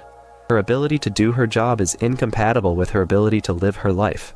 The more useful she is, the less of a future she has, because each use of her power takes time off her life on the other end. The show is gentle with this. It shows you the cost without lingering. It lets her negotiate it on her own terms, with the team she is on, with the people she cares about, with the version of herself she is trying to keep alive long enough to actually live as. Inside the Monster Girl arc is a smaller knot, which is the question of being seen as the wrong age by the people around her. Adults treat her as a child. Children treat her as an adult when they realize the mind inside the body is older than expected. She cannot, in either case, be treated as exactly what she is, because exactly what she is does not fit any of the categories that people are equipped to handle. She has to negotiate every interaction. She has to decide, in real time, how much of her actual mind to show, how much of her apparent body to lean on, how much to ask the people around her to adjust. The show is interested in the exhaustion of that negotiation. It is interested in the quiet daily cost of having to explain yourself to people who have a category for you that does not fit. Her power is, in the eyes of the world, a feature, and in the experience of her own life, a slow erasure of the years she was supposed to have. The show does not romanticize this. It treats it as the slow tragedy it is, and it lets her find, in pieces, a way to live with it that does not require her to give up the power, because giving up the power would mean failing the people she has decided to protect. We, watching the show, are part of its contradictions too. We are asking it to give us spectacle. We are asking it to give us violence. We are asking it to give us the things the genre traditionally provides, the impossible bodies colliding, the cities trembling, the dramatic last stands. We are also asking it to give us the cost of those things. We are asking it to make us feel guilty for wanting the spectacle. We are asking it to indict us gently for the appetite that brought us to the show in the first place. The show is in the position of having to do both. It has to give us what we asked for, and it has to make us regret asking. This position is structurally unstable. The show cannot stop giving us the spectacle without losing our attention. It cannot stop giving us the indictment without becoming the thing it was trying to argue against. It has to walk the line between providing and accusing, and it has to do this for season after season without losing its balance. The fact that it has, by most accounts, managed this for as long as it has, is one of the quiet miracles of the show production. It is the kind of balance that is easier to break than to keep, and it has been kept scene by scene by people who clearly care about both halves of the trade. You see this in the show fight scenes, which are simultaneously the most beautifully animated and the most morally fraught sequences in the show. They are crafted with the care of artists who love the form. They are also crafted with the awareness of writers who know what the form does to the audience. The same scene that is asking you to enjoy the kinetic poetry of two superhuman bodies is asking you to count the bodies on the ground around them. The show is, in real time, having two conversations with you. One says, "Look at this, isn't it astonishing?" The other says, "Do you see what it cost? Are you okay with this?" Both conversations are sincere. They are not in conflict. They are both part of the show argument about what the genre can be. They require the audience to hold two postures at once, the posture of the fan and the posture of the conscience, and the show is asking us repeatedly to maintain both. That is a hard ask. The show makes it bearable by being honest about the difficulty. It does not pretend the postures are easy to hold. It just shows you that they can be held, and that the holding is itself a form of mature engagement with the genre. The civilian life of Earth holds a contradiction the show only sometimes draws your eye to. There are, in the show world, multiple superhero teams, multiple individual capes, multiple government agencies that handle superhuman threats. There are villains operating openly in cities. There are alien incursions that happen every few months. The Earth, by every reasonable measure, should be radically transformed by the constant presence of these forces. It is not, in the show telling, transformed nearly as much as it should be. People still go to work. People still drink coffee. People still complain about traffic. The world is being saved every season. by people whose power could reshape the world, and the world is somehow still recognizable. The show plays with this, sometimes deliberately and sometimes by accident. When it plays with it deliberately, it gives you scenes of people watching the news during a battle, or scenes of bystanders treating the existence of capes as a normal feature of life, or scenes of school kids speculating about which hero would win in a fight. When it plays with it by accident, it just lets the world continue as if the radical things were not happening, because the show needs the world to continue in order for the radical things to matter. The civilians have to be there. The civilians have to be roughly recognizable. For the genre to function, the world has to be radically changed and also fundamentally normal simultaneously. And the show does not try to resolve this, because resolving it would break the genre that the show needs to exist. Killing Intent shapes Mark hand-to-hand combat in ways the show writes with unusual care. Mark, in fights, has to decide, in fractions of a second, how much force to use. The decision is consequential. Too little force, and he loses, and the consequences of his loss are usually fatal for somebody. Too much force, and he kills, and the kill is on his ledger. The show writes these fractions of a second as if they were the most important decisions in the universe, because for Mark, they are. The show writes them, however, without simplifying them. It does not let Mark have an easy rule that he can apply. It does not let him know, in the moment, whether he is using the right amount of force. The decision is always in doubt. The decision is always made in the dark. The decision is always reviewed after the fact, with a regret of knowing that he could have made a different decision and had a different outcome. Killing Intent is not a setting he can adjust. It is a continuous, contextual negotiation that he is in the middle of. Every fight, every punch, every grapple. The show is honest about how exhausting this is. It does not let him relax, even between fights, because the next fight is always coming, and the next decision is always waiting. It is, in a way, the situation of any soldier in any war. You can never get to a place where you're not making the decision. The decision is the job. Vows take up another corner of the show moral universe, the promises Mark has made and the conditions under which he has to break them. Mark has, across the seasons, promised himself and others a number of things. He has promised he will not be like his father. He has promised he will protect particular people. He has promised he will come back from particular missions. He has promised he will not, again, do specific things he has already done once and regretted. The promises are made in conditions that the conditions of his actual life do not respect. He cannot always not be like his father, because some situations only respond to the things his father would do. He cannot always protect particular people, because some situations are larger than his ability to protect anyone. He cannot always come back, because some missions take him longer than he intended. He cannot always not do the things he promised not to do, because some situations require those things from him. The show is honest about the broken promises. It shows him reckoning with the breaks. It shows him apologizing for them when he can, and carrying them when he cannot. The promises are still worth making, even though they will probably be broken, because the promises are how he reminds himself of who he is trying to be. The broken promises do not invalidate the trying. The trying is what the promises are for. Earth, in the show telling, is a planet that has been saved so many times that its inhabitants have started to take the saving for granted. There are, in the show world, civilian conversations in which people discuss superhuman events with the casual fatigue of people discussing weather. They have seen so many last stands that they no longer treat any individual last stand as last. They expect, in a way that is both grimly funny and morally troubling, that things will be fine, because things have been fine before, because the heroes have always come through before. This expectation, this trust in the heroes, is both the precondition for civilian life and a kind of moral failure. The heroes will not always come through. They have, in the show, failed. They will fail again. The civilians have, in some sense, stopped voting with their attention for the cost of being saved, because they have been saved so often that the cost has become invisible to them. The show is interested in this. It uses civilian scenes, sometimes very small ones, to remind you that the world is, by the standards of any normal universe, in continuous crisis, and that the crisis has been so normalized that the people in it do not see the crisis anymore. When the heroes do fail, the world will not be able to mobilize quickly because it has lost the muscle of paying attention.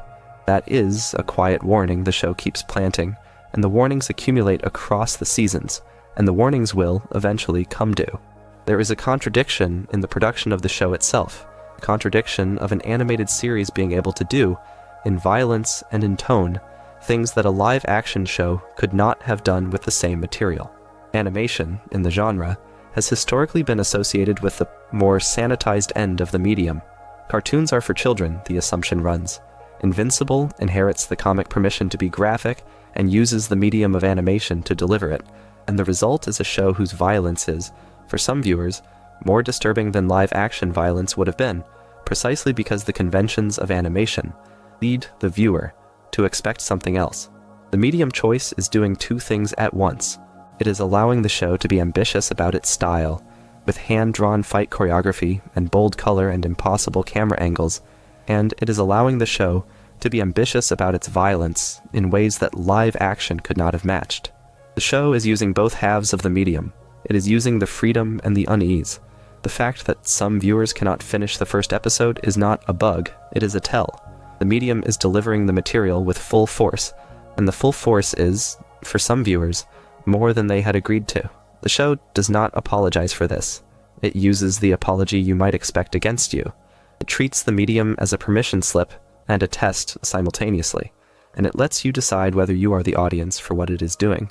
There is a voice acting wrinkle embedded in the production question, which is the wrinkle of casting actors whose voices the audience already knows, and using those voices to convey new characters.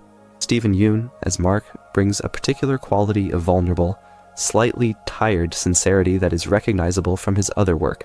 J.K. Simmons, as Nolan, brings a particular quality of paternal authority with a buried edge of menace that is also recognizable from his other work. Sandra Oh, as Debbie, brings a particular quality of exhausted intelligence that is recognizable from hers. The audience comes to the characters partially through the actors' prior reputations, and the characters land partially because the actors have brought with them associations from work the audience has loved. The show is leveraging those associations without depending on them. It is using them as initial conditions, and then writing past them so that by a few episodes in, Mark is Mark and not the previous characters Yoon has played, and Nolan is Nolan and not the brutal teacher from Whiplash, and Debbie is Debbie and not anyone O has voiced before. The transition is gradual, and the show is interested in the transition. Recognition gets you in the door, and then the work has to take you somewhere recognition could not have predicted. The show does this with most of its casting. It uses voices, and it earns the right to have those voices mean new things, and it makes the new meanings stick. William and Mark hold a different kind of contradiction, one for the friends Mark has whom he cannot fully tell. William, his college roommate, is, across the seasons, the friend who knows more than he should and is patient about not pressing for what he does not yet know.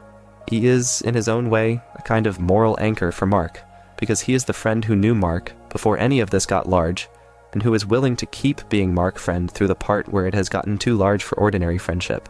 The friendship requires patience with absence. Mark is, by his nature, absent. He cannot be there. He cannot show up. He cannot make the parties or the study sessions or the casual hangouts that friendships in their normal form are built on. The friendship has to be built on something else, on something thinner, on the rare moments Mark is available, on the trust that the absences are not personal. William offers this. Other friends do not always offer it. The show is interested in who can give the patience and who cannot, and the giving and the not giving are, in their own way, the test that sorts Mark's social world into friends he can keep and friends he cannot. Oliver is Mark younger, half-brother, born in the second season as the result of Nolan having taken a partner during his exile on the planet Thraxa. Oliver is half Viltrumite and half Thraxan, and Thraxans in the show telling age rapidly. He grows from infant to a small child within weeks. The show uses this accelerated childhood for a specific moral purpose. Oliver is being raised mostly by Debbie, who agrees to take him in after Nolan returns to face accountability. Debbie is, in this arrangement, raising the child of the man who betrayed her, fathered by another woman she never knew, on a timeline that does not give her the years of preparation that a normal mother gets. Oliver is, by every reasonable accounting, a stranger Debbie has no obligation to take in, and Debbie takes him in anyway, because the alternative is to leave a child to be raised by an institution that would not understand him. The choice is one of the show's clearest demonstrations of what its argument about love actually means. Debbie does not owe this child anything. Debbie chooses to give. The giving is, in the show argument, what love is. It is not the thing you owe. It is the thing you choose. And the choosing, especially when you do not owe it, is the moral act. Oliver also carries the question of moral education. He is being raised by Debbie, who is human, with human moral instincts. He is biologically half Viltrumite, with Viltrumite tendencies that the show carefully signals from the beginning. He is, even as a small child, inclined toward direct solutions. He does not see civilians the way Debbie sees them. He has to be taught by Debbie that the lives around him matter in the way Debbie thinks they matter. The show is interested in whether the teaching will hold. There are moments, early in his arc, where his Viltrumite instincts come through, and Debbie has to redirect him, gently into a different way of seeing the world. Mark, watching this, sees his own childhood in reverse. He was taught by Nolan to value strength. Oliver is being taught by Debbie to value people. The teaching may not be enough. Biology is a strong vote. Debbie does not get to know, in advance, whether her vote will count for more than the body Oliver was born into. She has to teach, and to hope, and to keep teaching. And the hoping is its own kind of long-suffering act of faith. The show does not tell you how it ends. It just shows you that the work is being done, and that the work is the answer, even if the answer is incomplete. Anissa enters the show as Viltrumite biology used as a weapon against a member of a different species. Anissa is a Viltrumite woman who appears in the second season, and who, in one of the show's most discussed sequences, attacks Mark not only physically but in a way that is, in its intention, an act of forced reproduction. The Viltrumite Empire is dying, as we discussed. It needs Viltrumite hybrids to seed populations. Anissa, in the show telling, is acting on imperial orders to produce a Viltrumite offspring by whatever means are required. She is, by Viltrumite standards, doing her duty. She is, by every other standard, committing one of the most serious crimes the show has depicted. The show treats the act with the gravity it deserves. It does not look away. It also does not linger in a way that would be exploitative. It uses the scene to argue, very directly, that the Empire ideology is not only wrong in the abstract, but enables, at the individual level, acts that any reasonable moral system would condemn. Anissa is not, in the show telling, depicted as a monster outside of this act. She has, in subsequent appearances, moments that suggest she is also a person with her own conflicts, her own private exceptions, her own incipient doubts. The show wants you to hold her both as the person who did this and as a person who is, like Nolan was, in the early stages of noticing that the Empire has been using her. The two readings do not erase each other. She remains responsible for what she did. She also remains, like every Viltrumite the show has shown you, a person whose ideology was instilled by an Empire that is, in its own dying way, programming her to act in its interests. This is one of the places where the show takes its biggest risks, because it is asking you to hold two responses to a character at once. The response of moral condemnation, which is fully warranted, and the response of curiosity about the conditions that produced the character. The show is not asking you to forgive Anissa. It is asking you to notice that the Empire is producing more Anissas, and that the production line is the thing the show is ultimately interested in stopping. To stop the production line, you have to understand the people coming off it, and understanding them is uncomfortably close to humanizing them, and the humanizing might be misread as exoneration. The show is willing to risk the misreading because it believes the alternative, which is to flatten the Empire into a faceless threat, would lose the moral specificity that the show is built on. So it keeps the Anissa thread alive, with all its difficulty, and lets you decide, on your own time, how to carry it. Donald is a Cecil employee, a long-serving agent of the Global Defense Agency, who, the show eventually reveals, has been killed and rebuilt as a cyborg multiple times, with his memories of those resurrections suppressed by Cecil in order to keep him functioning. Donald, when he learns the truth, has to negotiate with the question of who he is. Each version of him died. Each version of him was rebuilt. Each version of him was told nothing about the prior versions. The continuity of his identity, on which he had been relying, turns out to be a story that Cecil has been editing for him. In some sense, he is the same man across the resurrections, and, in another sense, he is a series of slightly different men sharing a body and a history that has been curated to feel continuous. He cannot tell, from the inside, which reading is correct. The show is interested in what the discovery does to him. He becomes, by stages, angrier and more uncertain of himself, and more unwilling to trust Cecil, and more unsure what trust would even mean for someone in his position. It is the question of whether your identity is a property of your memories, in which case Cecil edits are violations of it, or a property of your continuity, in which case the rebuilt body is still you, even with the gaps. The show does not answer the question, it just lets Donald carry it, and the carrying is one of the show's quieter but most lasting emotional through lines. Rex Splode, a member of the second iteration of the Guardians of the Globe, is, in the early seasons, a deeply irritating and shallow figure, and who, by the time the show has spent enough seasons with him, has become, almost without anyone noticing, one of its quietly most heroic characters.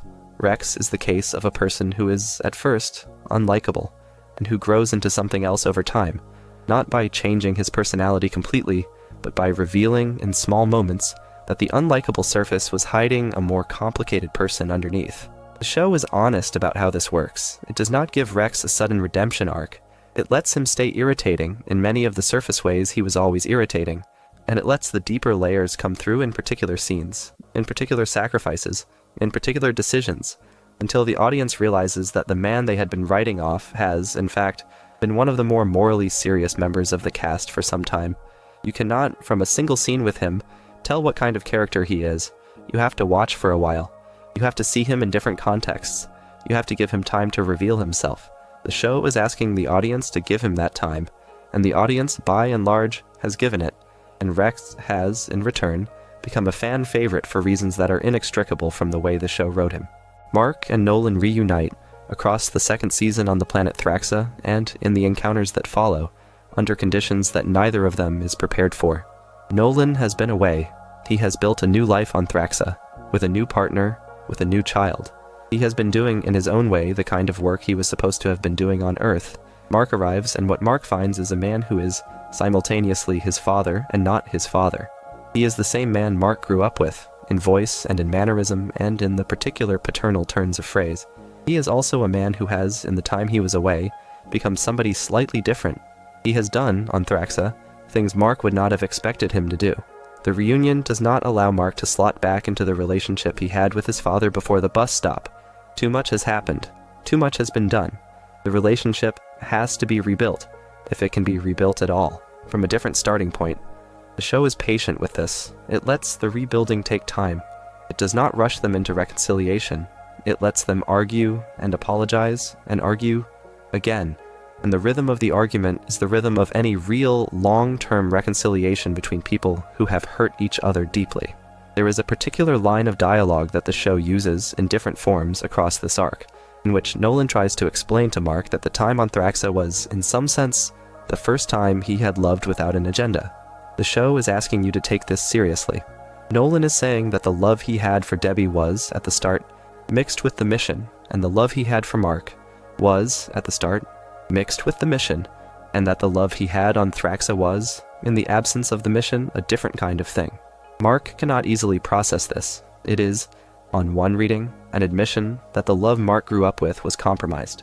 On another reading, it is an admission that the love Mark grew up with became real over time despite its origins. Both readings are available, and Mark has to choose, on his own terms, which reading to take. The show does not tell him which to choose. It lets him sit with the question, and the sitting is the work. The title we touched on earlier has a second layer the show plays with as the seasons proceed. The name Invincible is not only Mark name. It is, in the show universe, a kind of cultural object.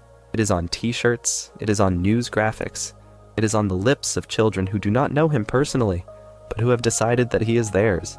Mark is one person, and the name has become bigger than he is. The name is being interpreted by strangers who project onto it what they need from a hero. Some of them project safety. Some of them project authority. Some of them project a future. They are all projecting things he cannot, on any given day, guarantee. The name is, in this sense, a contract he did not sign and cannot honor in full. He has to live inside it anyway, because to abandon the name would be to abandon the people who have made the projections, and the projections, however unrealistic, are how those people are getting through their days.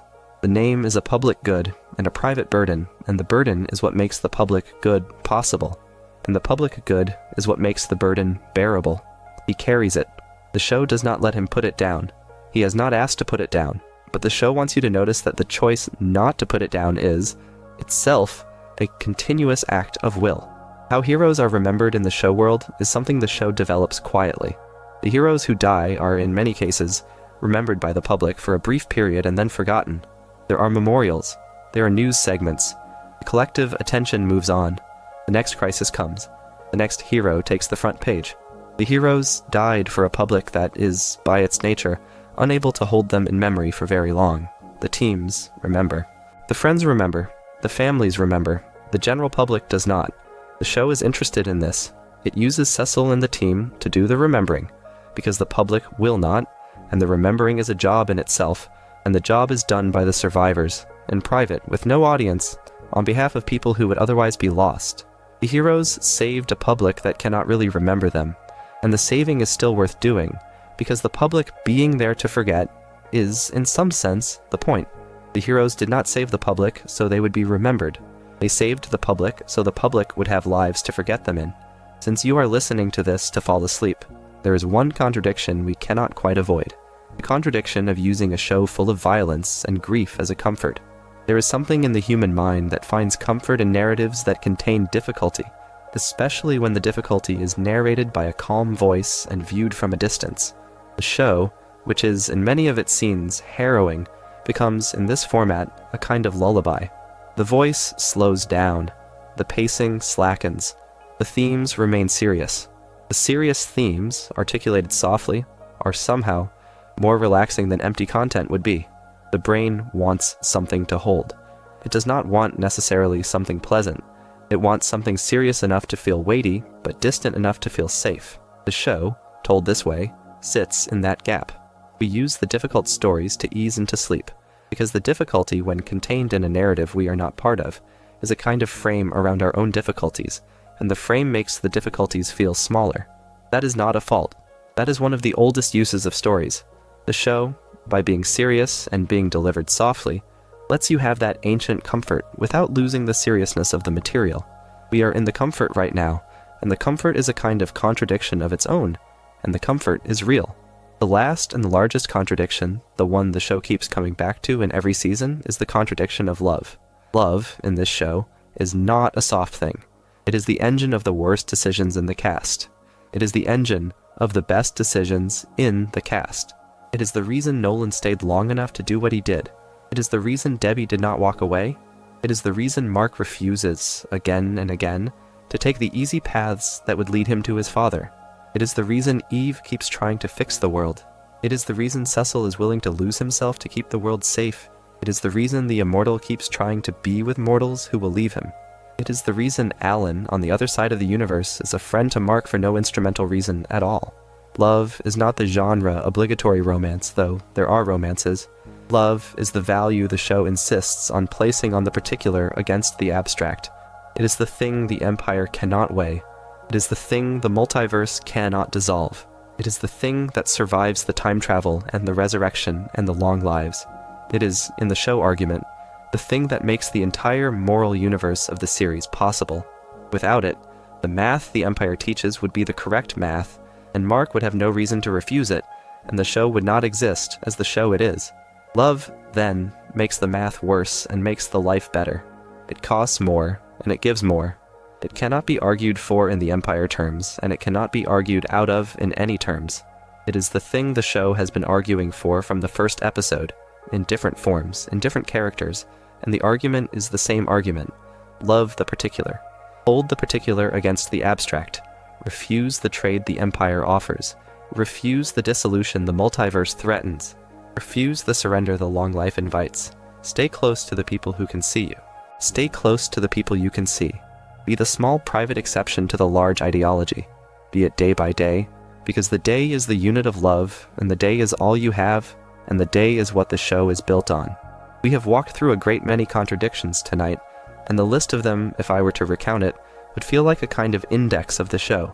There is the father, where love and violence shared the same room.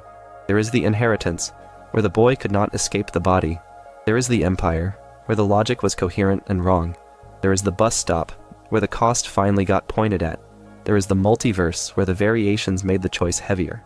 There is mercy, where sparing cost lives and not sparing cost selves. There is Cecil, where the protector became, in pieces, the thing he was protecting against.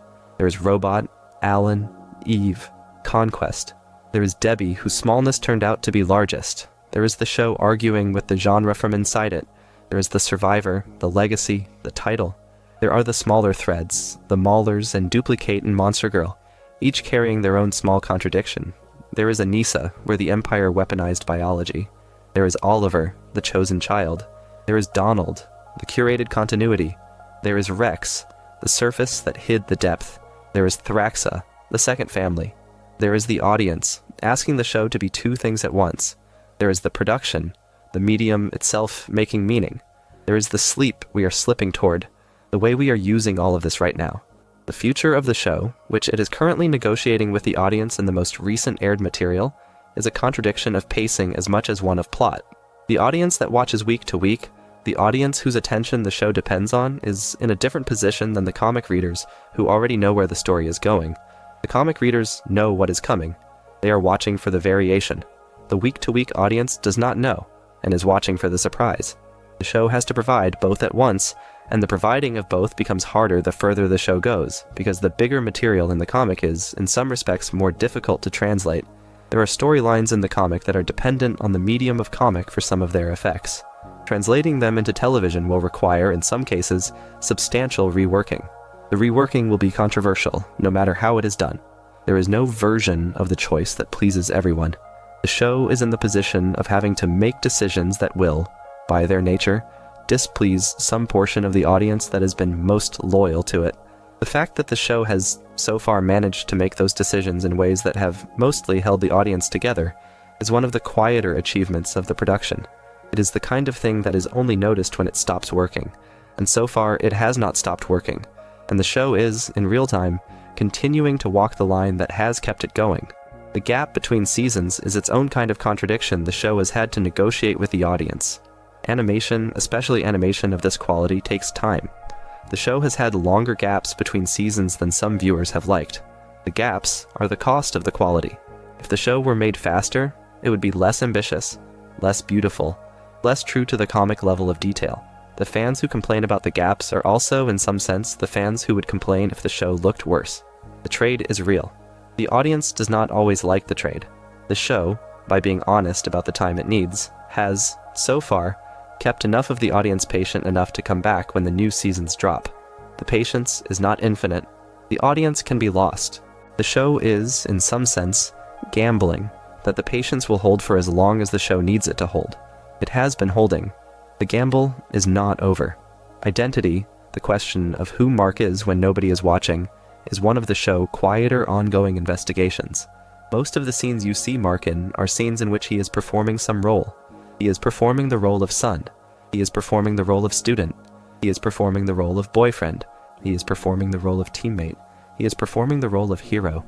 The show is interested in the scenes where he is not performing any role, the scenes where he is alone, the scenes where he is in his apartment, in his room, looking at the ceiling.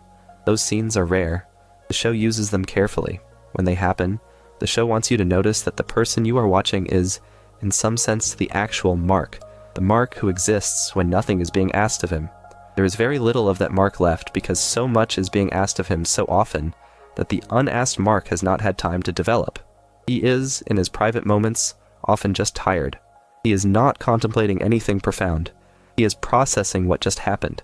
He is preparing for what is coming. He is, in a strange way, a person who has lost the leisure to be a person, and the loss of leisure is one of the things the show keeps quietly mourning. If Mark were given the time to be a person who was not always performing a role, the show would not exist, because the show needs him to be on duty for the show, to have anything to show. The show is asking what the duty is doing to him, and the answer is that the duty is leaving very little of him for himself. There is also the question of how the show changes when you watch it a second time, knowing what happens. The first time you watch the first season, you do not know that Nolan is going to do what he does. You read his scenes as the scenes of a slightly distant but generally loving father. The second time, you read them differently. You see the small tells. You see the moments where he is choosing his words. You see the moments where he is, you now suspect, performing the role of father in the way Mark, later, performs the role of son. The show is built to support this rereading. The lines that, on first viewing, sound like normal paternal dialogue, sound, on second viewing, like a man who is, in real time, trying to decide whether to commit to the lie. The show is two different shows depending on how many times you have watched it, and both versions are intended. The first time you get the surprise, the second time you get the architecture. The architecture is, in some ways, more impressive than the surprise because the architecture was always there, and you missed it and the show was patient enough to wait for you to come back. The supporting cast becomes visible in a different way on a rewatch as well. Many of the supporting characters have arcs that begin quietly and pay off seasons later. The payoffs are, in real time, surprising. On rewatch, they are not surprising, but they are satisfying in a different way, because you can see the writers planting the seeds. The seeds were always there. You did not see them because you were watching for the main plot. By the time you can appreciate the planting, you cannot get back the surprise. The two readings are, in some sense, mutually exclusive, and a serious watcher of the show is, over time, accumulating both readings, layered into a single experience of the show.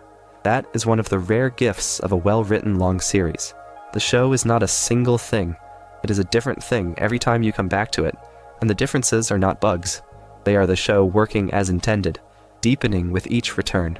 Where Invincible sits in the history of superhero television is something the show seems aware of but does not press too hard. There have been many superhero shows. There have been many adult-oriented superhero shows. There have been many animated superhero shows. Invincible is, in some sense, the inheritor of several traditions.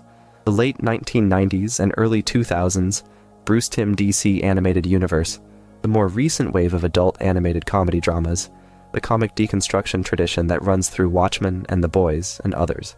The show is not, in its own framing, claiming to be the definitive word on any of those traditions.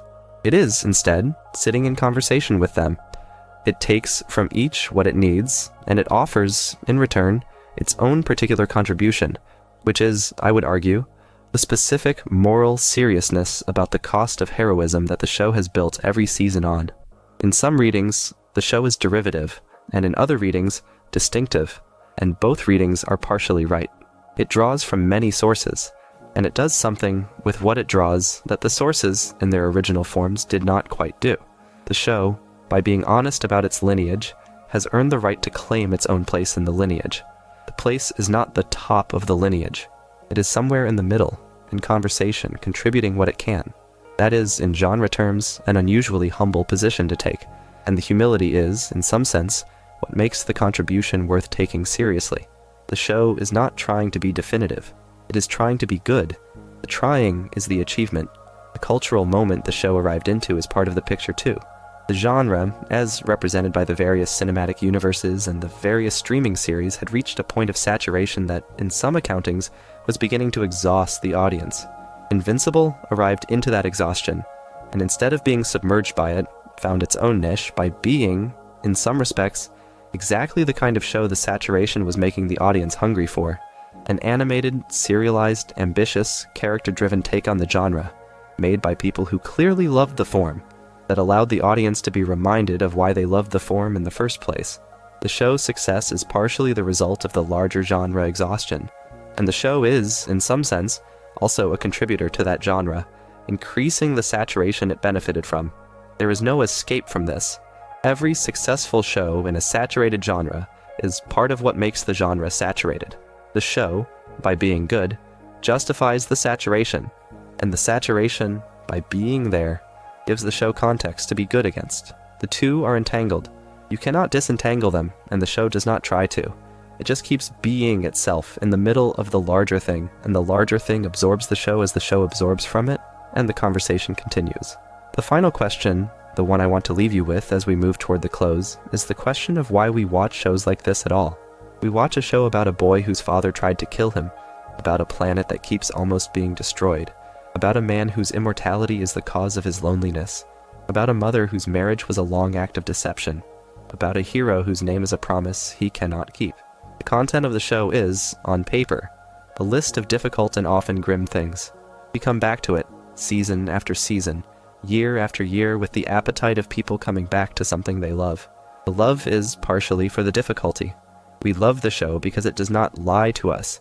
We love it because it admits that things are hard, and that the heroes are not safe, and that the world is fragile, and that love is the only thing that holds against the math. We love it because, in a genre that has historically lied to us about all of these things, this show, with its painted blood and its long-sustained moments of grief, refuses to lie. The refusal is the love object. The honesty is what we keep coming back for. We did not come back for the cape. We came back for the cost. We came back for the moment when, at the end of the first season, a boy beaten almost to death looked up at the man who beat him and said, "You, Dad, I would still have you." We came back because that line in the middle of the worst thing we had seen that season told us that the show was willing to be serious with us, and that the seriousness was the gift, and that the gift was worth the cost of receiving it. The contradiction of the show is the contradiction of love itself, the thing that makes everything harder and the thing that makes everything possible, and we have spent the last few hours walking around the edges of it together. And there is, I think, no better way to spend a few hours before sleep. You have stayed with me to hear? Thank you. I have wanted to say that for a while, and I have been saving it until we got close to the end because I think it lands better when there is a little weight behind it. There is something specific about being on a sleep channel, about being the voice that talks to people in their last hour of the day, that I think is worth acknowledging directly. We do not know each other. You do not know me, except as a voice you let into the room when you were trying to slow down. I do not know you, except as a presence I am imagining on the other end of the microphone. The arrangement is strange, and it is also tender. You are giving me, the voice you let in, the privilege of your most quiet hour, and in return, I want to give you something that takes the hour seriously. Tonight I have tried to give you that. I have tried to talk about Invincible in a way that respects the show's seriousness without making the seriousness too heavy to carry into sleep. I hope I have managed it. I hope, at least, that some of the ideas we have walked through have settled into you in a way that you will think about tomorrow, or that will sit in the back of your mind the next time you watch the show, or that will simply have been a slow companion through the part of the night that, on some nights, can feel longer than it should. Invincible, in the end, is a show about a boy who refuses to become his father, and about a family that refuses to dissolve under the weight of what was done to it, and about a world that, despite everything, keeps trying. It is a show that, for all its violence, is more interested in love than in violence, and for all its difficulty is more interested in tenderness than in difficulty. The contradictions we walked through tonight are, in their own way, all variations on a single theme, the theme that life is mostly the act of carrying two true things that contradict each other and refusing to drop either one. That theme is older than the show. It is older than the comic. It is the theme of every serious story about people, and the show, by inheriting that theme and dressing it up in capes, has done the genre a quiet honor. The genre needed a show that took the theme seriously. Invincible has, for the seasons it has been on, been that show. Whether it remains that show depends on choices that have not yet been made, by writers we have not yet seen, in scenes we have not yet been given. We will, those of us who keep watching, find out together. For now, settle in. The voice will keep going for a little longer. The lights will stay low. The show will keep being the show, on its own time, with its own pace, with its own contradictions. You will close your eyes. You will sleep. Tomorrow, the show will still be there, with its paradoxes intact, waiting for you when you have rested enough to come back to it. There is no rush. The contradictions will not resolve overnight. They were not supposed to. They are the thing the show is built on. Love them, as the show loves them for being what they are. If you enjoyed the video, make sure to subscribe, and I'll see you in the next one.